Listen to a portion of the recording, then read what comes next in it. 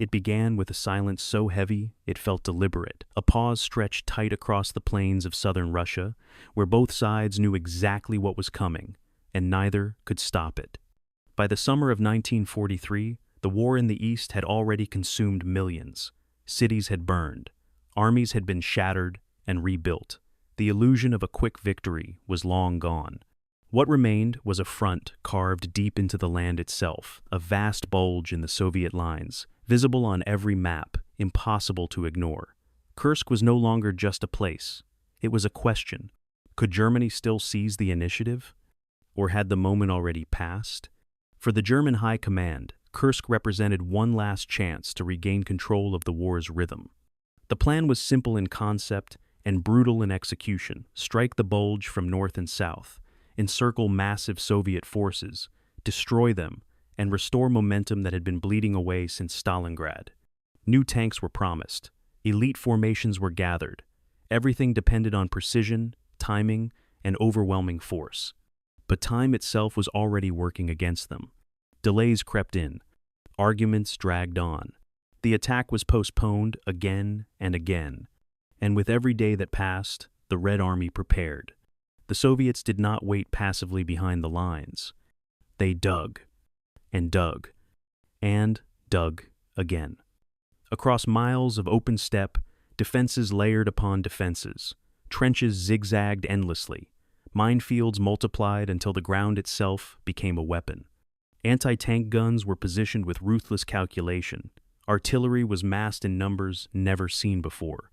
Entire armies were held back, not to react, but to counterattack at the precise moment the enemy exhausted itself. By the time the attack finally began, Kursk was no longer a gamble. It was a trap. When German forces moved forward, the earth erupted. Mines detonated beneath advancing armor. Artillery fire slammed into tightly packed formations. Airspace filled with aircraft clawing for control. Tanks advanced not into open ground, but into corridors of fire designed to bleed them dry. Progress was measured in meters. Losses mounted immediately. Vehicles burned where they stood. Crews fought on, surrounded by smoke, dust, and the realization that this battle would not be decided quickly if it could be decided at all. The fighting reached its peak in clashes so intense they seemed to consume the horizon. At places like Prokhorovka, armor collided at point-blank range. Visibility collapsed. Orders dissolved into instinct. Steel rammed steel. Explosions blurred together until the ground shook continuously. Men fought not for maneuver, but for survival. Inside machines turned into furnaces. And still, the Soviet lines held. Behind them waited reserves. Fresh armies. A counterblow prepared in advance. As German forces bled themselves forward, the Red Army unleashed its response massive. Coordinated offensives that struck not just the bulge, but the broader front. What began as a German attempt to regain momentum ended with Soviet forces surging westward, never fully relinquishing the initiative again. Kursk did not end the war, but it ended something essential. It ended Germany's ability to choose when and where to strike in the East. It ended the belief that new weapons alone could reverse reality. It ended the last true hope of restoring balance through offense. From Kursk onward, the Red Army would advance sometimes slowly, sometimes at terrible cost, but with a direction that never truly reversed. The Battle of Kursk matters because it shows how wars are decided not just by bravery or technology, but by preparation, patience, and the willingness to absorb unimaginable loss in order to shape the future.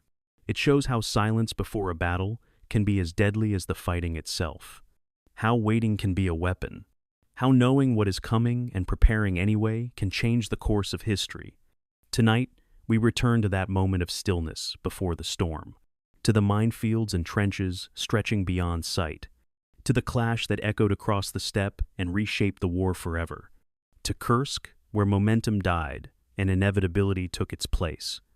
And, before we go any further, if you're here listening all the way through, if these long, slow journeys into history help you unwind, focus, or simply feel connected to something deeper than the rush of the day, then I hope you'll consider subscribing. I'm a small creator, building this channel one story at a time, carefully, honestly, and without turning history into noise. Subscribing doesn't just support the work, It tells me these stories matter to you. It keeps this space alive. Settle in. This is the Battle of Kursk. March 20th, 1943, Moscow. In a windowless room deep within the Kremlin, 4 men stood around a table bearing a map that would haunt their dreams for months to come. The map showed a grotesque bulge, a westward jutting tumor of territory 150 kilometers deep and 200 kilometers wide at its base. Soviet General Georgy Zhukov placed his finger on the city at the center, Kursk. His voice was quiet but carried the weight of 2 years of brutal war. "They will come for this," he said, "and we must let them." The Kursk salient was geography's cruel joke on both armies. After the catastrophic German defeat at Stalingrad on February 2nd, 1943, the Red Army had surged westward in a winter offensive that liberated hundreds of kilometers of Soviet territory. But the spring thaw brought the advance to a muddy halt, freezing the front line in a shape that pleased no one. The salient represented Soviet success. They had driven the Wehrmacht back and threatened the entire southern wing of the German front. Yet, it also represented vulnerability. The bulge jutted into German-held territory like a fist extended too far, surrounded on 3 sides by enemy forces, 23,000 square kilometers of contested earth, 500 kilometers of front line, 1.3 million Soviet soldiers, farmers turned fighters, workers turned warriors, now occupying what every military academy would call a trap. 300 kilometers to the west, in the forest headquarters the Germans called the Wolfschanze, Adolf Hitler stood before the same geography with opposite conclusions. His finger traced the shoulders of the salient, the northern and southern pinch points where German forces could theoretically meet if they attacked simultaneously. The vision consumed him: cut through the base of the bulge, encircle the Soviet forces inside, destroy them in a cauldron battle as Germany had done so many times before. Operation Citadel, they would call it, a fortress to be stormed. Hitler saw opportunity where his generals increasingly saw only danger. Field Marshal Erich von Manstein, commanding Army Group South, argued the plan could work, but only if executed immediately, before the Soviets fortified. General Walther Model, commanding 9th Army in the north, stared at reconnaissance photographs showing Soviet construction and wondered if it was already too late. The paradox was exquisite in its symmetry. Both sides looked at the Kursk salient and saw a trap for the other. Soviet planners recognized that German doctrine demanded they attack the bulge. The temptation would be irresistible: a concentrated Soviet force in vulnerable terrain, the promise of another great encirclement, the chance to regain initiative after Stalingrad's humiliation. If the Germans attacked, they would surge into defenses the Soviets were already beginning to prepare. If the Germans didn't attack, the Soviets would use Kursk as a springboard for their own offensive. The geometry of the battlefield offered Germany a choice between 2 forms of defeat. Soviet Marshal Alexander Vasilevsky, studying the map in Moscow, saw this with crystalline clarity. "Let them break their teeth on our defenses," he told Stalin. "Then we break their army with our counterattack."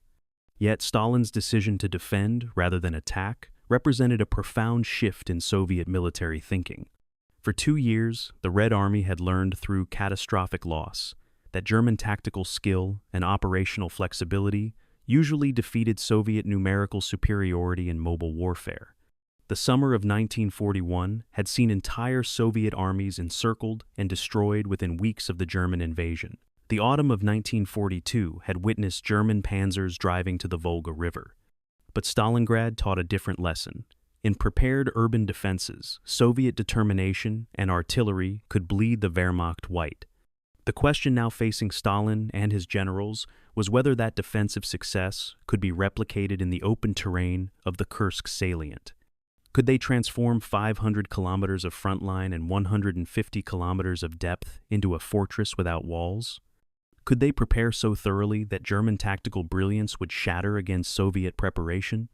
The forces gathering around the salient reflected the total mobilization of both societies. On the Soviet side, the Central Front under General Konstantin Rokossovsky defended the northern face of the bulge with 711,000 men. The Voronezh Front under General Nikolai Vatutin defended the southern face with another 625,000.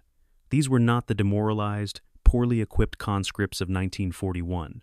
2 years of war had created a hardened Red Army that understood combined arms warfare, that coordinated artillery and armor, that no longer panicked at encirclement. Behind them, unbeknownst to German intelligence, an entire reserve formation waited.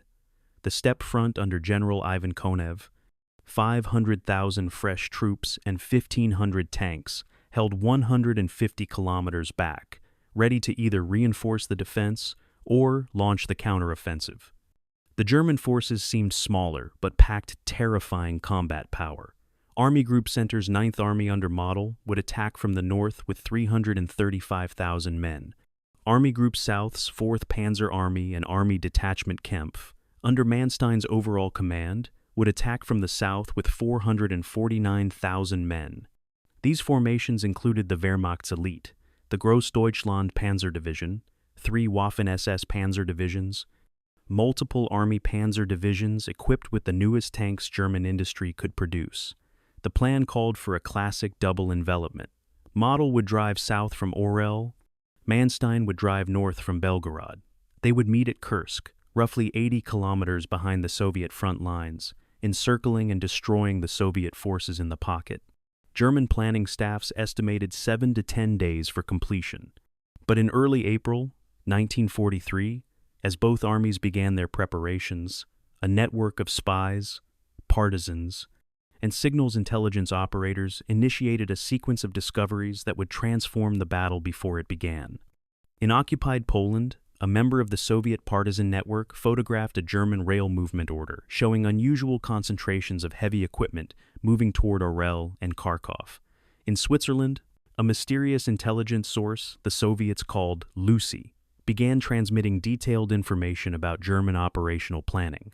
In Britain, cryptographers at Bletchley Park decoding German Enigma communications picked up references to a major summer offensive. The fragments began arriving in Moscow like pieces of a vast puzzle. Soviet military intelligence, the GRU, started assembling a picture of German intentions with a clarity unprecedented in the war. By mid-April, Soviet reconnaissance patrols were reporting German engineer units conducting detailed surveys of terrain approaches to the Kursk Salient. The Germans were studying routes, measuring gradients, identifying where armor could advance. They were planning something enormous, and they were taking their time to plan it properly. Soviet military intelligence chief General Fyodor Kuznetsov presented Stalin with a preliminary assessment. The Germans would attack the Kursk salient in late spring or early summer, with the objective of encirclement. Stalin's response was immediate and would prove decisive. On April 15th, he convened a meeting with Zhukov, Vasilevsky, and the commanders of the fronts around Kursk. The question on the table was fundamental: attack first or defend and counterattack. Zhukov argued for the defensive. Let them come onto our prepared positions. Let them exhaust themselves against our defenses. Then we will have the reserves and momentum to destroy them. Stalin, remembering how Soviet offensives had often ended in disaster, agreed. The decision made in that April meeting transformed the Kursk salient from vulnerable bulge into killing ground. The Soviets had months to prepare, and they would use every day. As spring turned to summer in 1943, hundreds of thousands of soldiers and civilians began the largest fortification effort in military history. They were building not a defensive line, but a defensive system, a layered, interlocking network of trenches, minefields, anti-tank positions, and artillery concentrations, stretching nearly 200 miles deep. The wound in the German lines that Hitler wanted to sever would instead become the jaw of a trap. The geometry was set. The forces were gathering. All that remained was for the trap to be baited, sprung, and to see whether the laws of physics and production could overcome the German military tradition of tactical brilliance. The Battle of Kursk was not yet fought, but in those April decisions in Moscow and the Wolfschanze, its character was already determined. March 19, 1943, London. John Cairncross, a thin, nervous man with thick glasses, walked through the rain-slicked streets of Westminster carrying a leather briefcase that contained documents capable of changing the course of the war. He was a civil servant at Bletchley Park, Britain's Signals Intelligence Center, with access to decrypted German communications. He was also a Soviet spy. Inside his briefcase were summaries of intercepted Wehrmacht signals, discussing a planned summer offensive against a Soviet salient. The information was fragmentary, technical, encoded in German military jargon. But Cairncross had learned to recognize what mattered. He knocked on a door in a Bayswater apartment. A man answered. Cairncross handed over the documents without speaking and walked back into the rain. Within 48 hours, the contents of that briefcase were in Moscow. The intelligence flowing into Soviet headquarters from spring through early summer of 1943 represented one of history's most successful espionage operations. The information came from so many independent sources that Soviet intelligence chiefs initially suspected German deception. But as the weeks passed, and the details from different sources aligned with perfect consistency, skepticism turned to certainty. The Lucy spy ring in Switzerland, operated by a German refugee named Rudolf Rosler, transmitted operational details about German planning with astonishing speed and accuracy. Historians still debate Lucy's exact sources, but the intelligence reached Moscow sometimes within 24 hours of decisions being made at Hitler's headquarters, unit designations, assault axes, even the operation's name, Citadel. The Germans were planning as if in full view of their enemy. On April 12, 1943, Moscow received what should have been impossible, a nearly complete outline of Operation Citadel transmitted from the Lucy ring. The document described Model's Ninth Army attacking southward from Orel, Manstein's Army Group South attacking northward from Belgorod, objectives of reaching Kursk and encircling Soviet forces, planned start date in early May with the possibility of delays for additional equipment. Soviet General Staff officers reading the intelligence felt the peculiar sensation of watching an opponent's chess moves before they were made. Marshal Vasilevsky immediately ordered verification through other channels. Within days, partisan networks behind German lines confirmed massive equipment movements consistent with the Lucy intelligence. British intelligence passed additional signals, intercepts through official channels. The picture was complete, detailed, and terrifying in its implications. Behind German lines, 80,000 Soviet partisans had transformed into an intelligence-gathering army. In the forests around Orel, Bryansk, and Smolensk, partisan units tracked every German train, counted every tank car, noted every troop movement. Alexei Fyodorov, commanding a large partisan formation in Ukraine, established observation posts disguised as woodcutters' camps within sight of major rail lines. His fighters developed a system: count the rail cars, identify the cargo by the way the cars settled on the tracks, estimate the weight and type of equipment, report via radio to central headquarters. By late April, partisan networks were reporting unprecedented movements of heavy armor. They counted tank transporters, noted the unusual width of the loads, recognized these were Germany's newest and heaviest machines. The partisan intelligence network provided confirmation in detail to the high-level espionage from Lucy and British sources.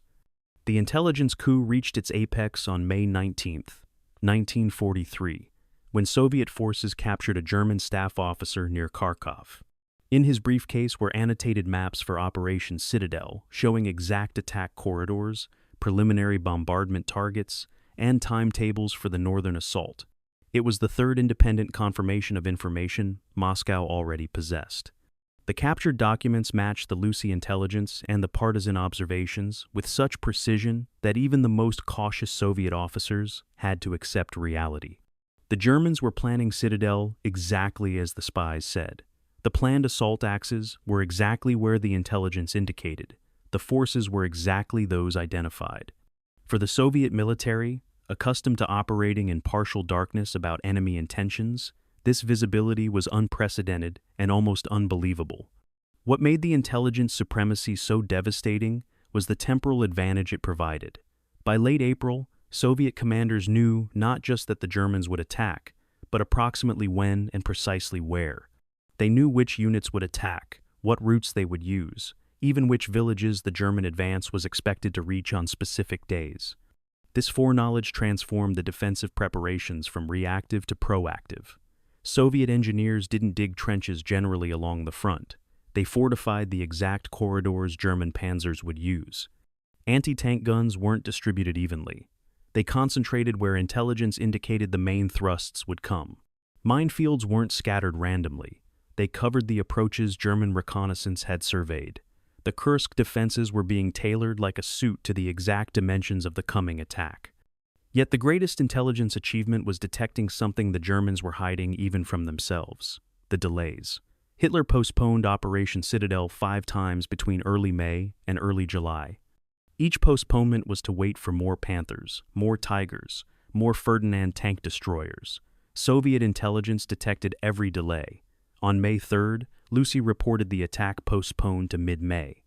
On May 20th, partisan networks reported continued equipment buildup, suggesting further delays. On June 15th, British signals intelligence confirmed the attack now planned for early July. Each delay was a gift to Soviet defenders: additional weeks to dig, to mine, to fortify. The Germans were waiting for technology to give them advantage, while Soviet picks and shovels were building the advantage of preparation. The asymmetry of intelligence between the two sides was nearly total. While Soviets read German plans in real time, German intelligence remained almost completely blind to Soviet preparations. Wehrmacht reconnaissance flights photographed Soviet positions and saw extensive trenches, but underestimated the depth by at least 100 kilometers. German intelligence identified the central and Voronezh fronts, defending the salient, but had no idea about the Steppe front reserves waiting far behind the lines.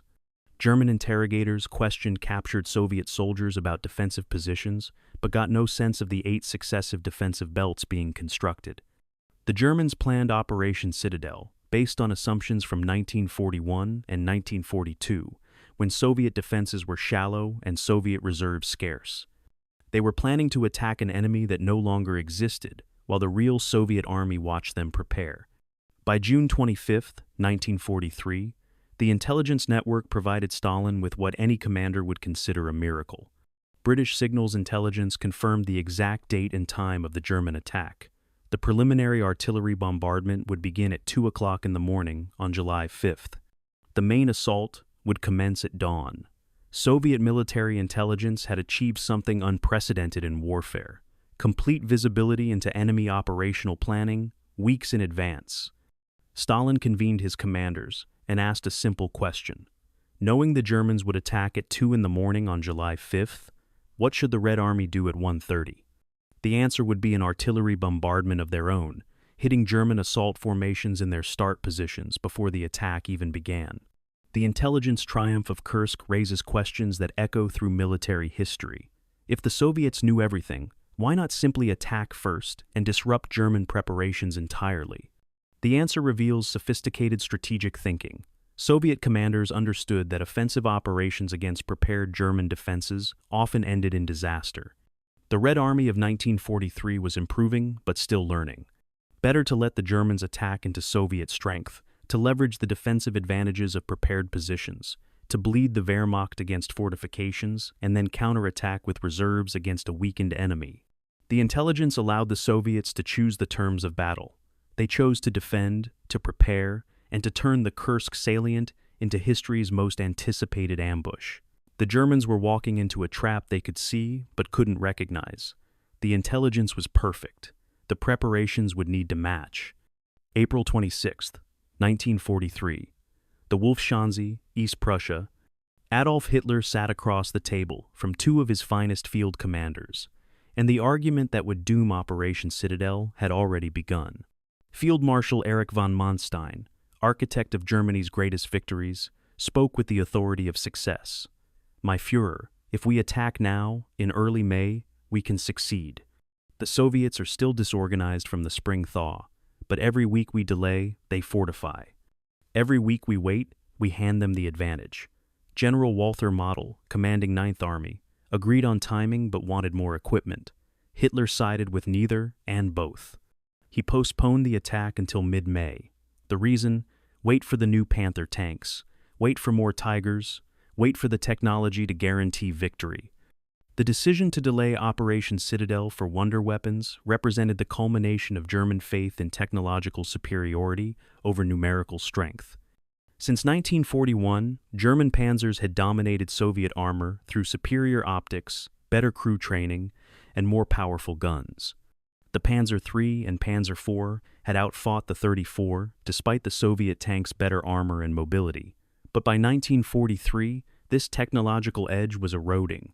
Soviet production was accelerating, while German manufacturing struggled. The answer, Hitler believed, was not to build more tanks, but to build invincible ones. The Tiger I, introduced in late 1942, mounted an 88mm gun that could destroy any Soviet tank at ranges exceeding 2,000 meters. The new Panther, designed specifically in response to the 34, combined thick sloped armor with a powerful 75mm long-barreled gun.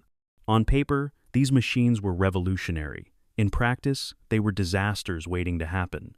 The Panther program embodied everything wrong with German tank development in the war's second half. Design began in January 1942 after encounters with 34s shocked German tank crews. The requirements were aggressive: sloped armor like the 34, a gun powerful enough to destroy the Soviet tank at long range, and enough mobility to operate as a medium tank. The result was the Panther, a 45-ton machine with a 75mm L-70 gun and frontal armor 120mm thick on the turret. The Panther could destroy any Allied tank in service and could resist most anti-tank guns from the front. It was magnificent and fragile. The Maybach engine was powerful but temperamental.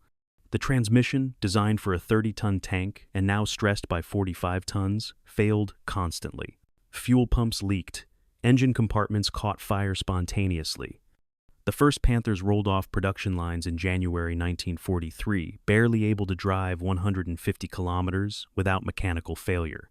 Hitler postponed Citadel 5 times to wait for Panthers, and each postponement was justified with production promises that could not be kept. In April, planners promised 600 Panthers for the offensive. By May, that number dropped to 400. By June, reality intruded. 200 Panthers would be available, perhaps. The Panther production program revealed the gap between German engineering ambition and industrial capacity. Each Panther required approximately 300,000 man-hours to build. Each Tiger required 350,000. Compare this to the 34, manufactured in approximately 3,500 man-hours. Soviet factories could build 10 34s in the time Germany built 1 Panther. The mathematics of industrial war were unforgiving, and Hitler's delays traded time for machines that arrived in numbers too small to matter. On June 21, 1943, the first Panthers destined for Kursk arrived at the Grafenwoerd training grounds for crew familiarization. What followed was a catalog of failures that should have stopped the offensive entirely. During the first week of training, 30 Panthers suffered engine fires, requiring major repairs. Transmissions failed on level ground. Fuel systems leaked. Final drives broke. Tank commanders reported that the Panther's engine compartment resembled a lit furnace after extended operation. The tank would accelerate to 40 kilometers per hour, then lose all power as the transmission seized. German tank maintenance companies scrambled to fix problems while knowing that once combat began, field repairs would be impossible. The Panther was a technological marvel that worked beautifully for the first hour and then destroyed itself from internal stresses.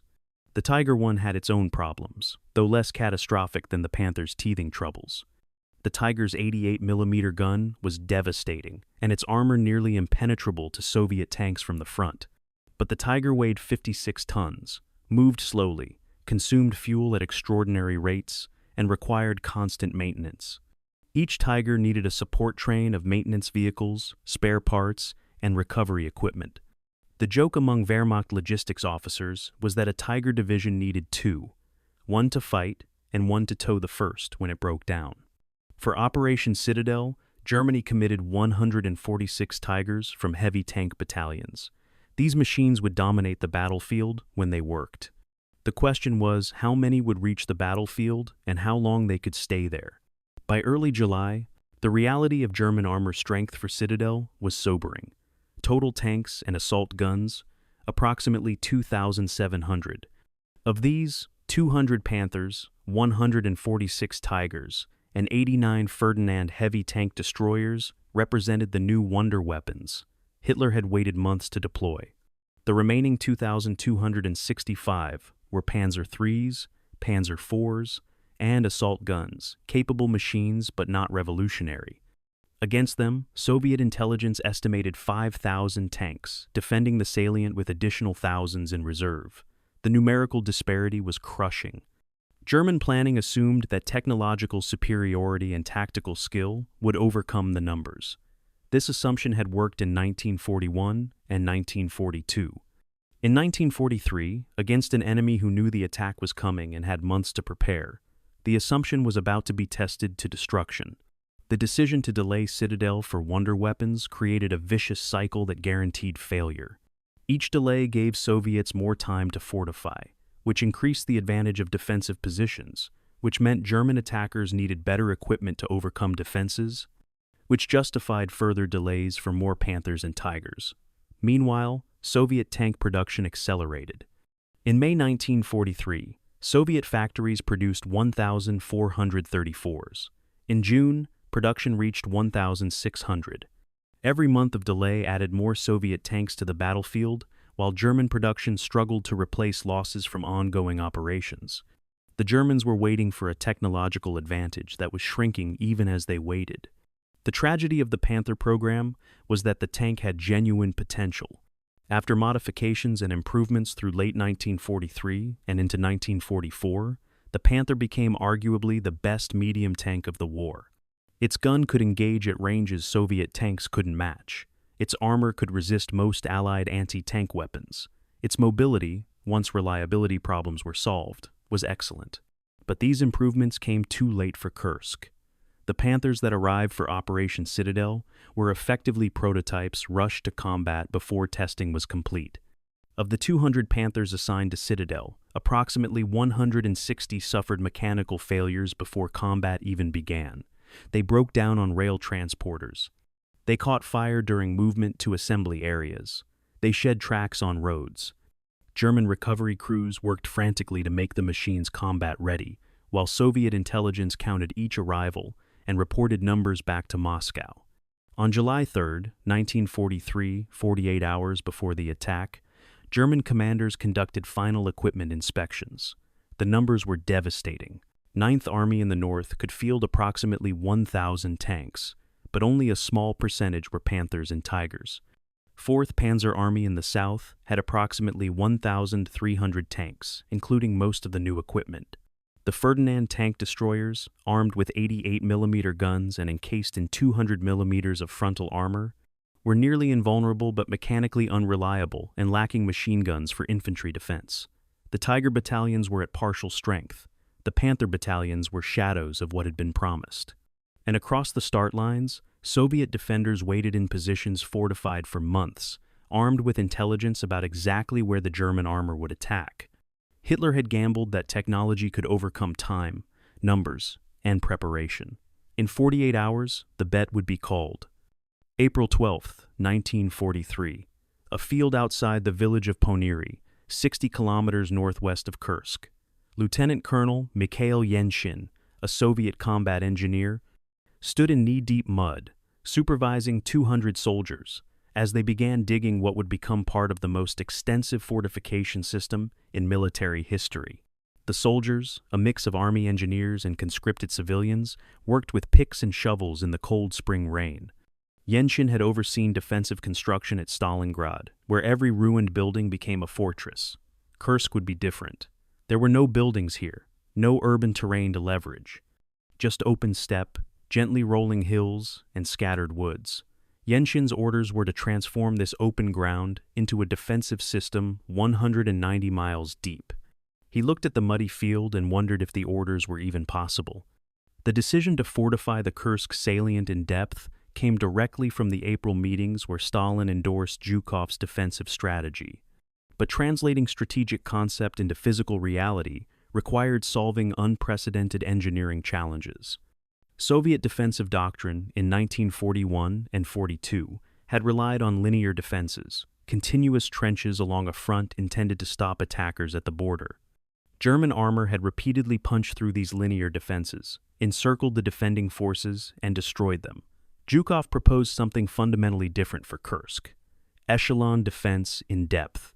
Not one line, but 8 successive defensive belts, stretching from the front line to nearly 200 miles behind it.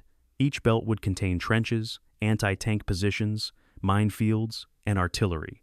German armor might break through the first belt, perhaps the second, but the offensive would bleed strength with each penetration until momentum collapsed.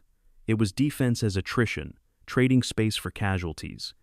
The construction scale was staggering.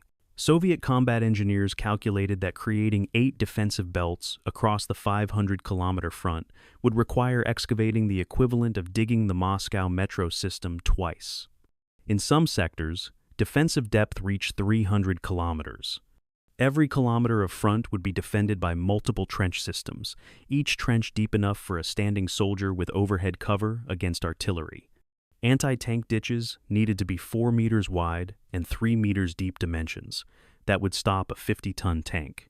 Tens of thousands of anti-tank obstacles, wooden and steel barriers designed to channel armor into killing zones, needed construction. The timeline was 3 months. The workforce was 300,000 soldiers and civilians working simultaneously across the entire salient. It was the largest construction project undertaken under combat conditions. The first defensive belt, the main line of resistance, was a continuous trench system with particular attention to anti-tank defense. Soviet engineers studied the ground from a tank commander's perspective, identifying natural routes that armor would follow: valleys, gaps between forests, gentle slopes that avoided steep grades. These avenues became heavily fortified zones called anti-tank strong points. Each strong point contained multiple anti-tank guns in camouflaged positions, supporting infantry in trenches, machine gun positions for flank protection, and communication trenches connecting to adjacent strong points. The strong points were sited to provide overlapping fields of fire, ensuring that German tanks attacking one position would be exposed to fire from others. The density was extraordinary. In critical sectors, anti-tank strongpoints were positioned every 400 to 600 meters, creating a continuous net of anti-tank fire. By late May, the minefield program was accelerating to industrial scale. Soviet doctrine called for extensive mining to channel enemy armor into prepared killing zones. Central Front, defending the northern face of the salient under Rokossovsky, laid 500, 3,000, 663 anti-tank mines and 439,348 anti-personnel mines. Voronezh Front in the south laid similar numbers. The mines were not scattered randomly, but organized into dense fields covering the approaches that German reconnaissance had surveyed. Soviet intelligence knew where German engineers had studied the ground. Soviet engineers mined those exact locations. The average mine density reached 2,500 anti-tank mines per kilometer of front in key sectors. A German tank advancing through these belts would encounter a mine every few meters. The 2nd through 6th defensive belts replicated the first belt's design, but with increasing focus on reserves and counterattack positions rather than static defense. By June, the scale of construction was visible from German aerial reconnaissance, but the depth was not. German photo interpreters saw extensive trenches and fortifications, but estimated defensive depth at perhaps 40 to 50 kilometers. They could not see the 4th, 5th, 6th, 7th, and 8th belts because these were beyond the range of tactical reconnaissance aircraft. The Soviets were building a fortress that extended farther than the Germans could observe. Even more importantly, the Germans had no knowledge of the steppe front reserves being positioned 150 kilometers behind the main defense zone. Soviet camouflage discipline was excellent. Newly dug positions were camouflaged immediately. Artillery positions were concealed in tree lines with overhead cover. Tank reserves were hidden in forests and gullies. Artillery deployment reflected Soviet doctrine of massed fires. By late June, Rokossovsky's Central Front had concentrated 92 artillery pieces and mortars per kilometer of front in critical sectors. This density exceeded Stalingrad levels. The guns were organized into artillery regions with centralized fire control, allowing hundreds of guns to mass fire on single target areas within minutes. Soviet gunners conducted detailed reconnaissance of the terrain in front of their positions, pre-registered fire on likely German assembly areas and approach routes, and prepared fire plans for every possible scenario. When German armor attacked, It would be advancing through a landscape where every square kilometer was already targeted by dozens of guns, whose crews had rehearsed the fire missions for weeks. The human cost of construction was rarely recorded, but was substantial. Civilians conscripted for digging worked 10 to 12 hours per day in all weather. Deaths from exhaustion, accidents, and occasional German air attacks went largely undocumented. Soldiers detailed to engineering work diverted from training, meaning units manning the defenses often had limited time for combat preparation. But the strategic logic was clear. Prepared defensive positions multiplied combat power. A rifle division in fortified trenches with anti-tank guns and artillery support could delay a panzer division for days. That same rifle division in open ground would be overrun in hours. The defenses were force multipliers that transformed numerical superiority into decisive advantage. By July 1, 1943, the transformation of the Kursk salient was complete. The statistics were staggering. Over 5,000 kilometers of trenches excavated, 942,000 mines laid across both fronts, defensive depth reaching 190 miles in Central Front sector, and 300 kilometers in some areas when including the Steppe front reserves. Artillery density in key sectors exceeded anything previously seen on the Eastern Front. Anti-tank gun concentration reached levels that made armored breakthrough not just difficult but mathematically improbable. A German panzer division attacking through these defenses would face minefields that destroyed tracks, anti-tank guns that destroyed vehicles, artillery that destroyed formations, and depth that exhausted momentum. The fortress was invisible from outside but would become devastatingly real to anyone who entered it. The final element of the defensive system was the most important: intelligence preparation. Because Soviet commanders knew where the Germans would attack, they could weight defenses precisely at the critical points. In sectors where German attacks were unlikely, defenses were lighter. Where intelligence indicated main assault axes, defenses became a dense network of steel and explosives. This targeting of preparation based on intelligence transformed fortification from art to science. The Germans were not attacking a salient. They were attacking the one configuration of defenses specifically designed to stop their planned offensive. The trap was set. The fortress that no one could see from outside was ready to reveal itself to anyone who stepped inside. In 3 days, approximately 3,000 German tanks would attempt to drive through it. The defenses would show whether months of preparation could overcome Germany's tradition of tactical excellence. July 3, 1943. Orel, Russia. General Feldmarschall Walther Model stood in his headquarters studying aerial reconnaissance photographs that should have changed everything but wouldn't. The photographs showed Soviet defensive positions stretching back from the front line, farther than his photo interpreters could analyze. Trench systems, artillery positions, what appeared to be multiple defensive belts. Model had commanded long enough to recognize over-preparation when he saw it. The Soviets knew the attack was coming. The element of surprise, the foundation of German operational success since 1939, was gone. Model drafted a message to Hitler recommending cancellation of Operation Citadel. Hitler never responded. The attack would proceed as ordered. 300 kilometers south, Field Marshal Erich von Manstein reached different conclusions from similar evidence. His 4th Panzer Army headquarters possessed the same reconnaissance, the same intelligence reports showing extensive Soviet fortifications. But Manstein believed that German tactical superiority and the new wonder weapons could overcome prepared defenses. The SS Panzer divisions under his command were the finest formations Germany possessed: Leibstandart Adolf Hitler, Das Reich, Totenkopf. These were fully equipped divisions with Tiger tanks, the new Panthers, experienced crews, and fanatic morale.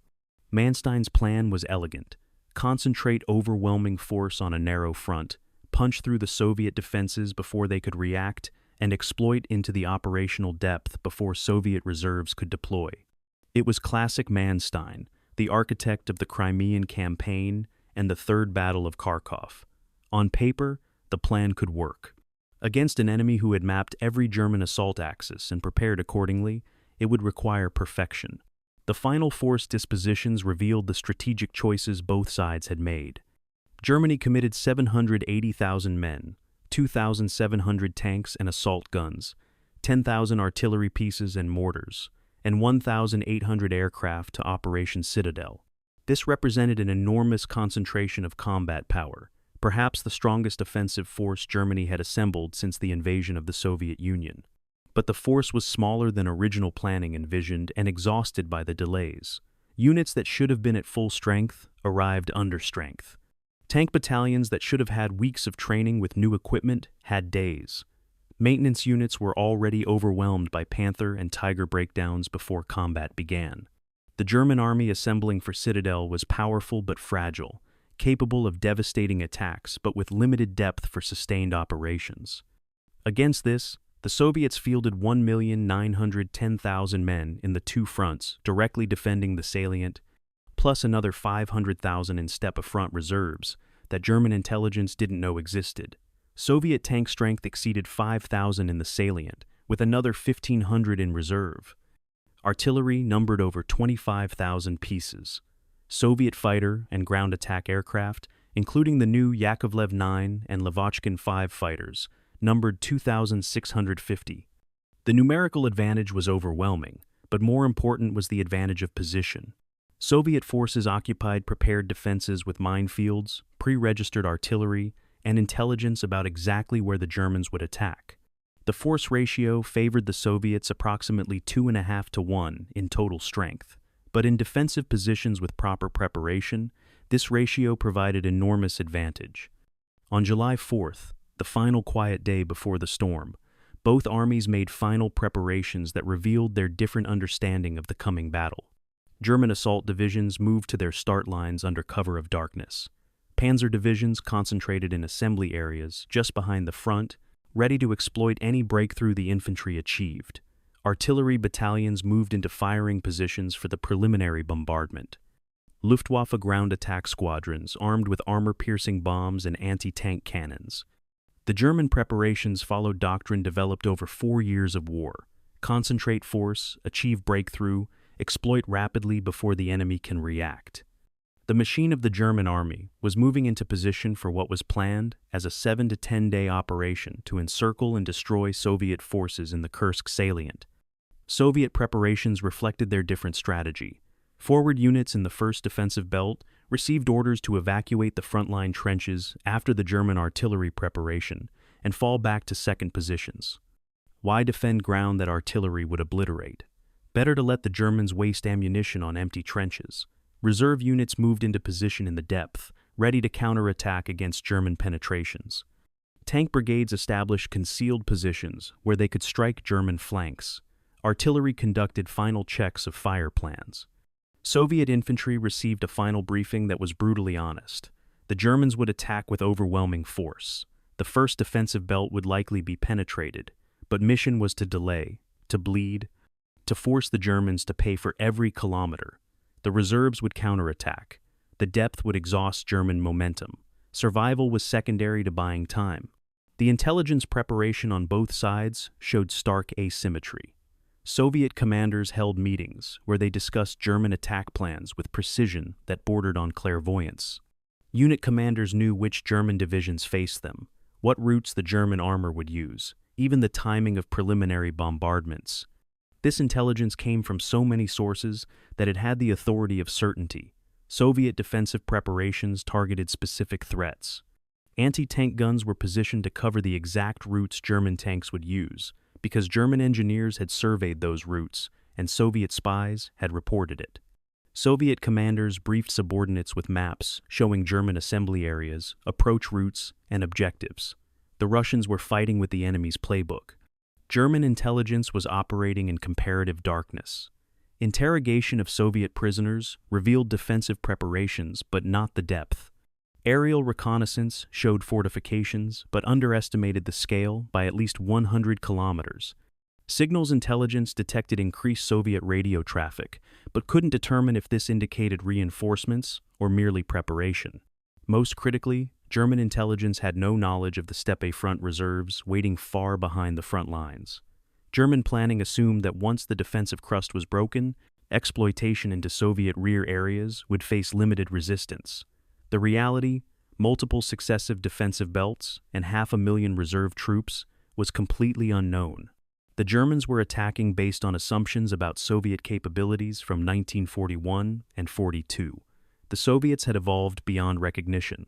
July 4th, 10 o'clock in the evening. In the German lines, tank crews conducted final maintenance checks. Fuel trucks topped off tanks. Ammunition was loaded. Company commanders briefed crews on routes, objectives, and contingencies. The mood was confident, but not enthusiastic. Veterans of the Eastern Front understood that Soviet defenses were never easy. But the new Panthers and Tigers gave grounds for optimism. A Tiger commander wrote in his diary, "Tomorrow we will see if Russian numbers can stand against German steel." In the Soviet trenches, soldiers cleaned weapons and wrote letters home. A Soviet soldier in Rokossovsky's Central Front wrote, "They are coming tomorrow. We are ready. This time we will break them." At midnight, the battlefield fell quiet. The last quiet it would know for weeks. In 3 hours, the largest tank battle in history would begin. Model's 9th Army would attack south from Orel with 900 tanks against Rokossovsky's Central Front. Manstein's 4th Panzer Army and Army Detachment Kempf would attack north from Belgorod with 1,700 tanks against Vatutin's Voronezh front.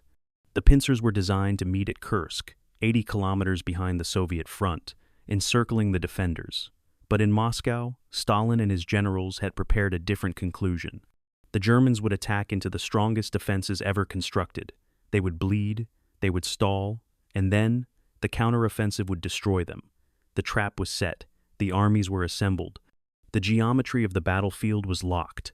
What remained was to discover whether German operational art could overcome Soviet preparation, whether wonder weapons could defeat numbers and depth, whether the Wehrmacht could achieve one more miracle of encirclement. In 90 minutes, the artillery would answer. July 5th, 1943, 1:28 in the morning, Central Front Sector, Northern Kursk Salient. Lieutenant Pyotr Mikin crouched in a Soviet artillery observation post, field telephone pressed to his ear, watching the darkness where German assault formations were assembling. He had been watching for 3 hours, counting shadows, listening to the distant rumble of tank engines. At 1:29, the telephone crackled. The voice was calm, almost gentle. "Execute serenade." Mikin relayed the order to 600 artillery pieces deployed behind him. At precisely 1:30 a.m., the Soviet guns erupted simultaneously. The preemptive bombardment had begun. Across 8 kilometers of front, German soldiers preparing for their own attack found themselves under devastating artillery fire 30 minutes before they planned to start theirs. The Soviet preemptive strike represented intelligence warfare transformed into explosive reality. Because Soviet commanders knew the German attack would begin at 2 o'clock in the morning with a preliminary artillery bombardment, they ordered their own bombardment to commence 30 minutes earlier. The targeting was precise because Soviet intelligence had identified German assembly areas, artillery positions, and command posts through months of reconnaissance. 600 guns, firing for 2.5 hours, directed not at defensive positions but at attacking forces still in their start positions. The psychological impact was devastating. German soldiers waiting to attack suddenly found themselves defending against artillery that should not have known they were there. The message was unmistakable. The Soviets knew. The surprise was gone. Operation Citadel began with Germans discovering their enemy had read their minds. The scale of Soviet artillery preparation at Kursk exceeded anything previously attempted on the Eastern Front. Rokossovsky's Central Front deployed approximately 10,000 artillery pieces and mortars. Vatutin's Voronezh Front deployed approximately 12,000. The guns were organized into artillery divisions under centralized control, allowing massing of fires with unprecedented precision. Soviet artillery doctrine emphasized volume over accuracy. Fire enough shells at a target and precision becomes irrelevant. For the preemptive bombardment, Central Front allocated 100 rounds per gun, 600 guns firing 100 rounds each, 60,000 shells landing on German positions in 2.5 hours. The concentration was designed not just to cause casualties, but to disrupt, command, and control, to destroy communications, to create chaos before the German attack even began. At 2 o'clock in the morning, precisely on schedule despite the Soviet bombardment, German artillery began its planned preliminary bombardment. Model's artillery in the north and Manstein's in the south fired according to carefully prepared plans, but the targets were wrong. Soviet forward units had abandoned the frontline trenches during the Soviet bombardment, falling back to second positions as ordered. German shells obliterated empty trenches. The expenditure of ammunition was massive, thousands of tons of shells, but the effect was minimal because the defenders weren't where German fire plans expected them to be. Soviet combat engineers had even constructed dummy positions in the first trench line specifically to attract German fire. The bombardment looked impressive, churning earth and destroying fortifications, but was hitting a ghost defense. At 3 o'clock in the morning, as dawn broke over the steppe, German infantry and engineers began their advance. The mission was to clear paths through minefields, identify Soviet positions, and create gaps for the armor to exploit. What followed was a nightmare of combined arms defense that German infantry had not encountered before. Soviet artillery shifted from counter-battery fire to defensive fires, hitting German infantry in the open. Machine guns opened up from concealed positions. Anti-tank rifles engaged soft targets. The German advance slowed immediately. Combat engineers crawling forward to clear mines came under withering small arms fire. Each minefield required time to breach under fire, time that Soviet defenders used to mass fires on the breach points. By mid-morning, German infantry had advanced between 1 and 3 kilometers, but at costs that portended disaster for the overall operation. The artillery duel continued throughout July 5th, with an intensity that defined the industrial nature of modern war. Soviet artillery regiments fired pre-planned defensive fires, barrages designed weeks earlier based on intelligence about German approach routes. German artillery responded with counter-battery fire, but Soviet guns were well protected in camouflage positions with overhead cover. The expenditure of ammunition was staggering. Soviet fronts fired over 1 million shells on the first day. German artillery fired comparable amounts. The result was a landscape transformed into a moonscape, where shell craters overlapped, trees were reduced to splinters, and the earth itself seemed to boil. Soldiers on both sides described the sensation of continuous thunder, ground shaking constantly, air filled with the shriek of shells and the crack of explosions. By midday, July 5th, the pattern of the battle was established. German armor attempted to advance behind infantry and engineers, but Soviet anti-tank guns engaged at maximum range. The new German tanks, Tigers and Panthers, had range advantages, but Soviet gunners were in prepared positions with clear fields of fire. A Tiger might destroy 3 or 4 Soviet anti-tank guns before being hit, but there were always more guns. Soviet doctrine was to mass anti-tank guns in mutually supporting positions. If one gun was destroyed, others would engage from different angles. German tank commanders found themselves in a deadly geometry, where advancing meant exposing flanks to anti-tank fire from multiple directions. The first Panthers were knocked out not by Soviet tanks, but by anti-tank guns and mines working in combination. In the southern sector, Manstein's forces achieved better initial results than Model in the north. The terrain was more favorable, fewer forests and swamps, better visibility for tank gunnery. SS Panzer Corps, containing the Leibstandarte, Das Reich, and Totenkopf divisions, advanced in concentrated wedge formations, with Tigers leading, Panthers and Panzer IVs following, infantry and engineers integrated throughout. This was combined arms warfare at its finest, but even here the Soviet defenses extracted their cost. For every kilometer gained, dozens of tanks hit mines. Anti-tank guns hidden in tree lines and concealed positions fired into the flanks of the advancing columns. Soviet fighter bombers, particularly the Sturmovik ground attack aircraft, attacked in waves. The advance continued but bled strength with each kilometer. The first day's results told competing stories depending on perspective.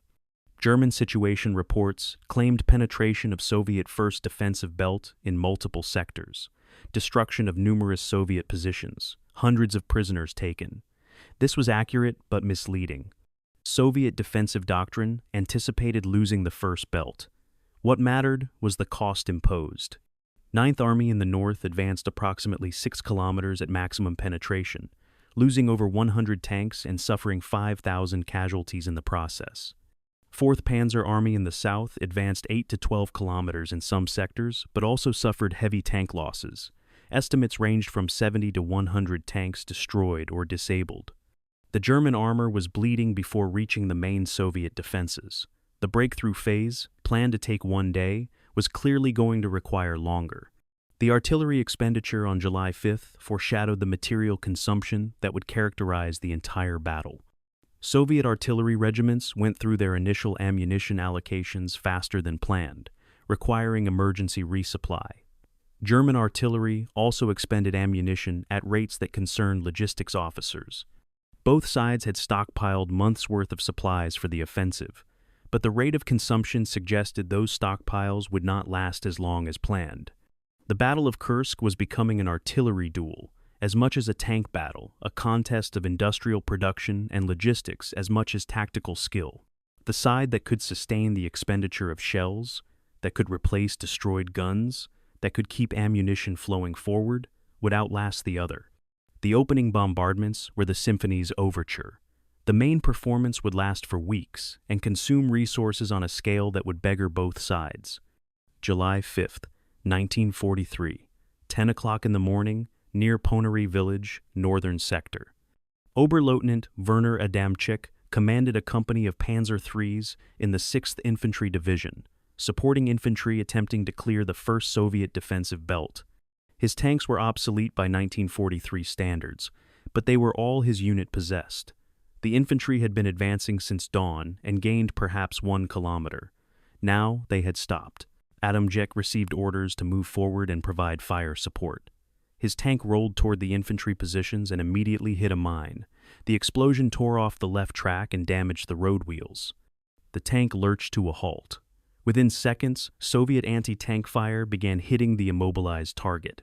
Adamczyk's crew bailed out and ran for cover. The tank burned. This happened within sight of the start line. The offensive was 4 hours old. The German encounter with Soviet minefields at Kursk represented the largest mine warfare campaign in history to that point. Soviet engineers had transformed the approaches to their positions into dense mine belts that channeled armor into killing zones. The mines were not scattered randomly, but organized in patterns designed by engineers who understood how tanks maneuvered. Dense fields covered obvious approaches, valleys, gaps between forests, any terrain that offered easy passage. Lighter fields covered less favorable ground, but enough to slow any tank attempting to bypass the dense areas. The result was a landscape where movement meant constant risk. German combat engineers moved forward with mine detectors, probing the ground, marking cleared paths. But Soviet artillery and machine gun fire made this work nearly suicidal.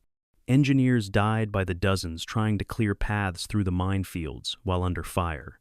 The psychological impact of the minefields was as devastating as the physical damage. Tank crews faced an invisible enemy that destroyed their vehicles without warning. The first indication of a mine was usually the explosion. No amount of vigilance or skill could prevent it. Only meticulous engineering work could clear safe paths, and that work required time the offensive did not have. German tank commanders faced terrible choices. Advance slowly behind engineers, clearing mines but lose momentum and become targets for Soviet artillery, or advance rapidly and accept mine casualties. Most chose to advance because halting meant certain destruction from Soviet guns, so the panzers rolled forward and mines destroyed them. By end of July 5th, approximately 100 German tanks in Model's sector alone were lost to mines, not destroyed by enemy fire, but immobilized and abandoned. The battle for Ponary village became emblematic of the northern sector's brutal attrition. Ponary was a railroad junction and village that sat astride the main approach route model needed for advancing on Kursk. Soviet planners had identified Ponary as a critical strong point months earlier and fortified accordingly. The village was honeycombed with trenches, bunkers, anti-tank positions. Every building was a fortress. Soviet 307th Rifle Division defended Ponary with orders to hold at all costs. Model's 9th Army needed Ponary to continue the advance. What followed was 3 days of close-quarters combat that resembled Stalingrad on a smaller scale. German infantry stormed buildings. Soviet defenders fought house to house. German tanks provided direct fire support, blasting buildings at point-blank range. Soviet anti-tank guns fired from concealed positions inside structures. By July 6th, 48 hours into the offensive, the stark reality of German progress was undeniable. Model's Ninth Army had advanced 16 kilometers at maximum penetration, barely one-fifth of the distance to Kursk. The advance had cost 25,000 casualties and 200 tanks destroyed or disabled. These were catastrophic loss rates. A 16-kilometer advance in 2 days meant approximately 1 kilometer per hour of offensive operations. At this rate, reaching Kursk would require weeks, not days. And the casualties suggested that Ninth Army would be combat ineffective before achieving any operational objective. Model's headquarters analyzed the situation and reached grim conclusions. The Soviet defenses were far deeper and more formidable than intelligence had indicated. Soviet reserves were counterattacking locally, preventing German consolidation. German tank strength was eroding faster than anticipated. The Soviet defensive tactics demonstrated how much the Red Army had learned since 1941. Instead of rigid linear defense, Soviet commanders practiced elastic defense in depth. When Germans penetrated the first defensive belt, Soviet units fell back to the second belt rather than dying in place. This preserved forces for future fighting and forced Germans to attack repeatedly against fresh positions. Soviet counterattacks were typically battalion or regiment-sized operations designed to disrupt German momentum rather than achieve decisive results. A German unit that broke through would suddenly face a Soviet tank brigade counterattacking its flank. The German unit would halt, deploy to meet the counterattack, defeat it, then continue forward, but hours had been lost. These tactics multiplied the impact of defensive preparations, trading time and space for German casualties. The German tank losses to July 6th revealed problems beyond simple attrition. Of approximately 200 tanks lost, roughly half were destroyed by enemy fire, but half were disabled by mechanical failure or mines, and then destroyed by Germans themselves to prevent capture. The Panther battalions were hemorrhaging tanks to transmission failures. A Panther would advance 5 kilometers, the transmission would seize, and the tank would be immobilized.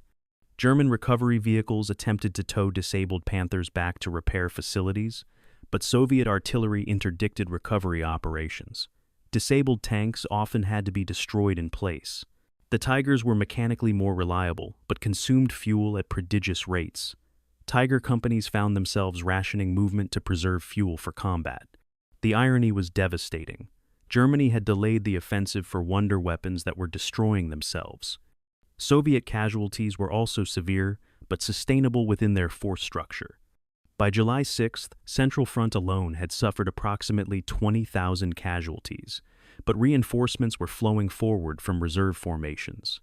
Soviet tank losses were high, approximately 200 tanks destroyed in Central Front sector, but replacement tanks were arriving daily from factories in the Urals. The mathematics of attrition favored the Soviets.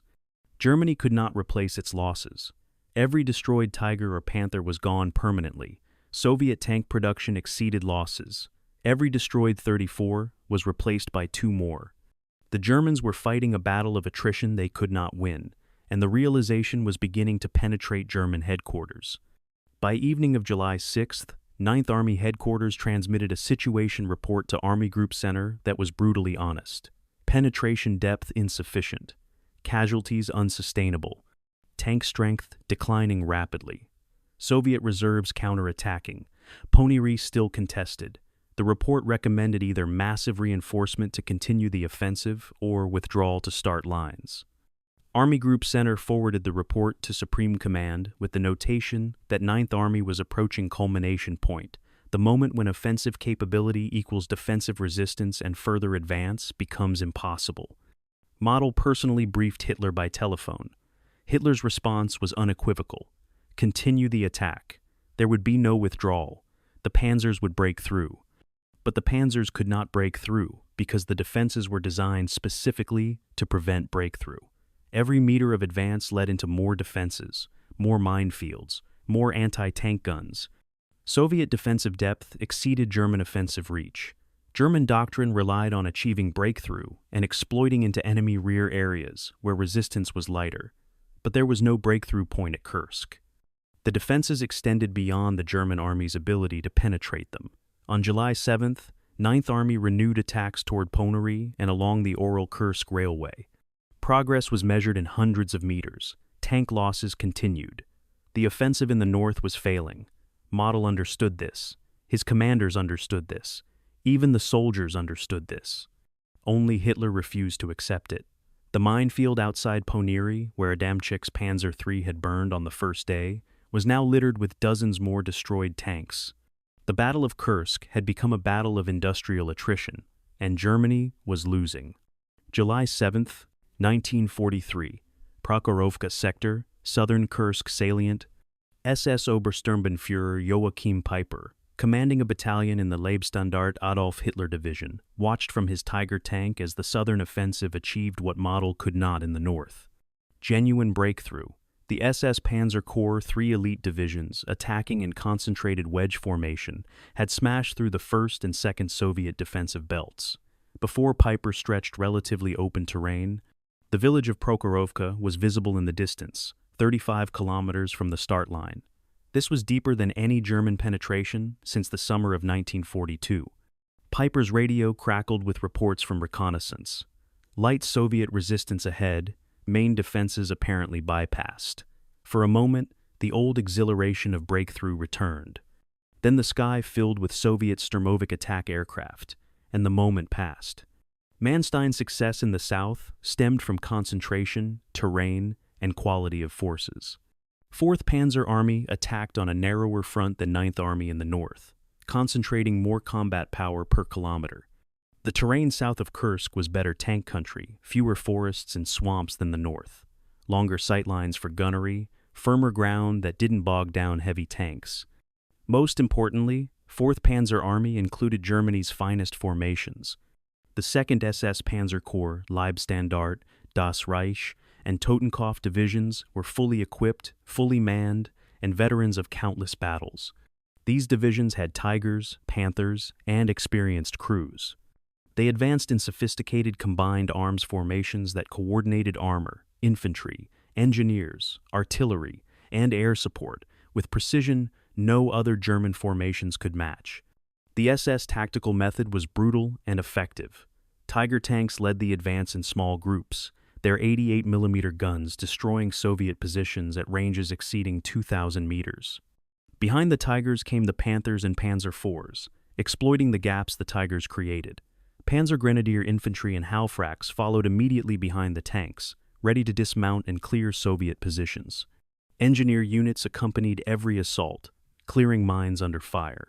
Artillery fire moved ahead of the advance in rolling barrages. When Soviet positions resisted, the assault would halt. Artillery and direct tank fire would pulverize the position, then the advance resumed. This was blitzkrieg refined by 4 years of war, not the wild exploitation of 1941, but controlled, methodical, devastatingly effective combined arms warfare.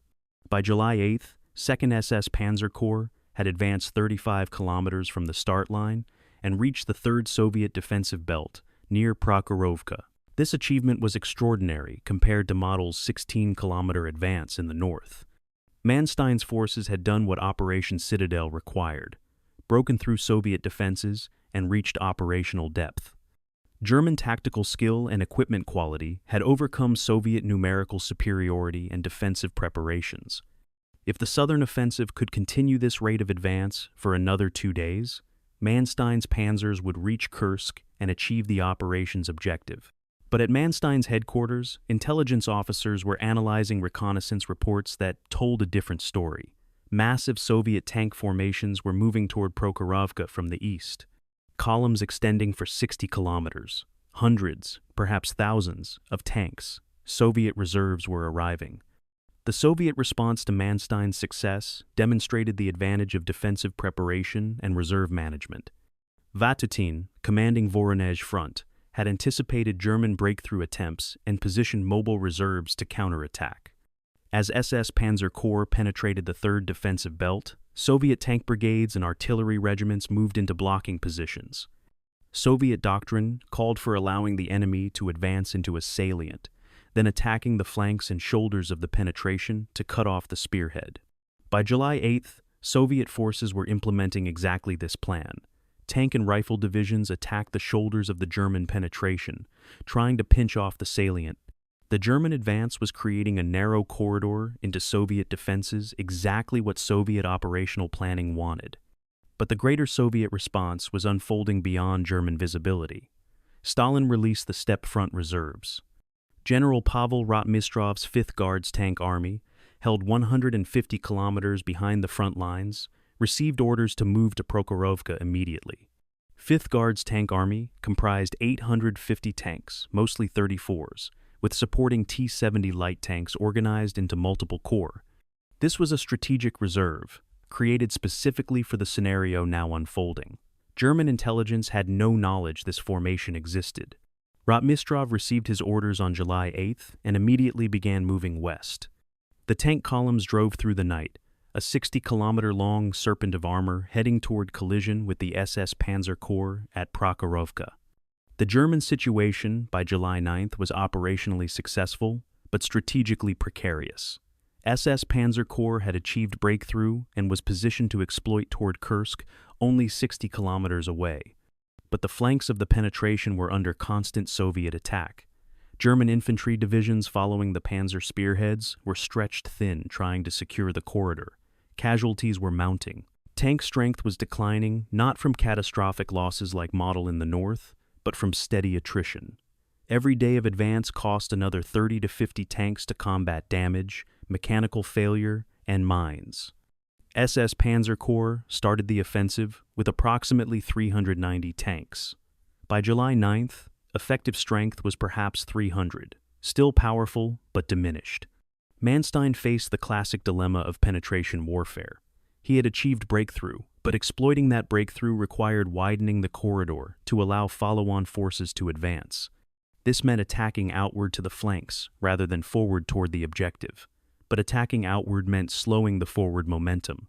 Time was critical because Soviet reserves were arriving. Manstein needed to reach Kursk before Soviet reserves concentrated. Yet widening the penetration was essential to maintain logistics. The German panzers were advancing faster than supply trucks could follow. Fuel and ammunition were running short. Some panzer companies had to halt advances to wait for supply trucks to catch up.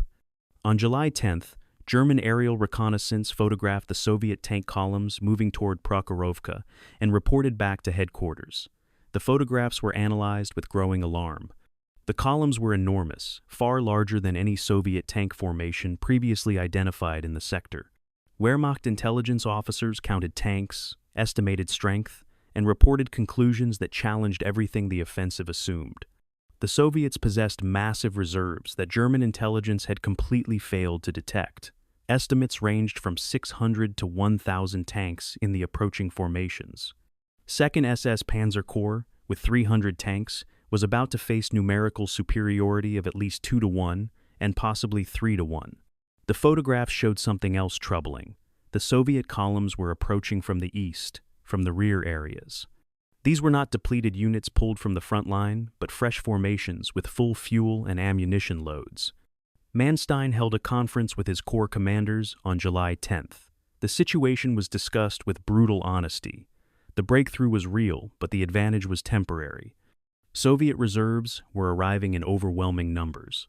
2nd SS Panzer Corps could continue attacking toward Kursk, but would likely be engaged by Soviet reserves before reaching the objective.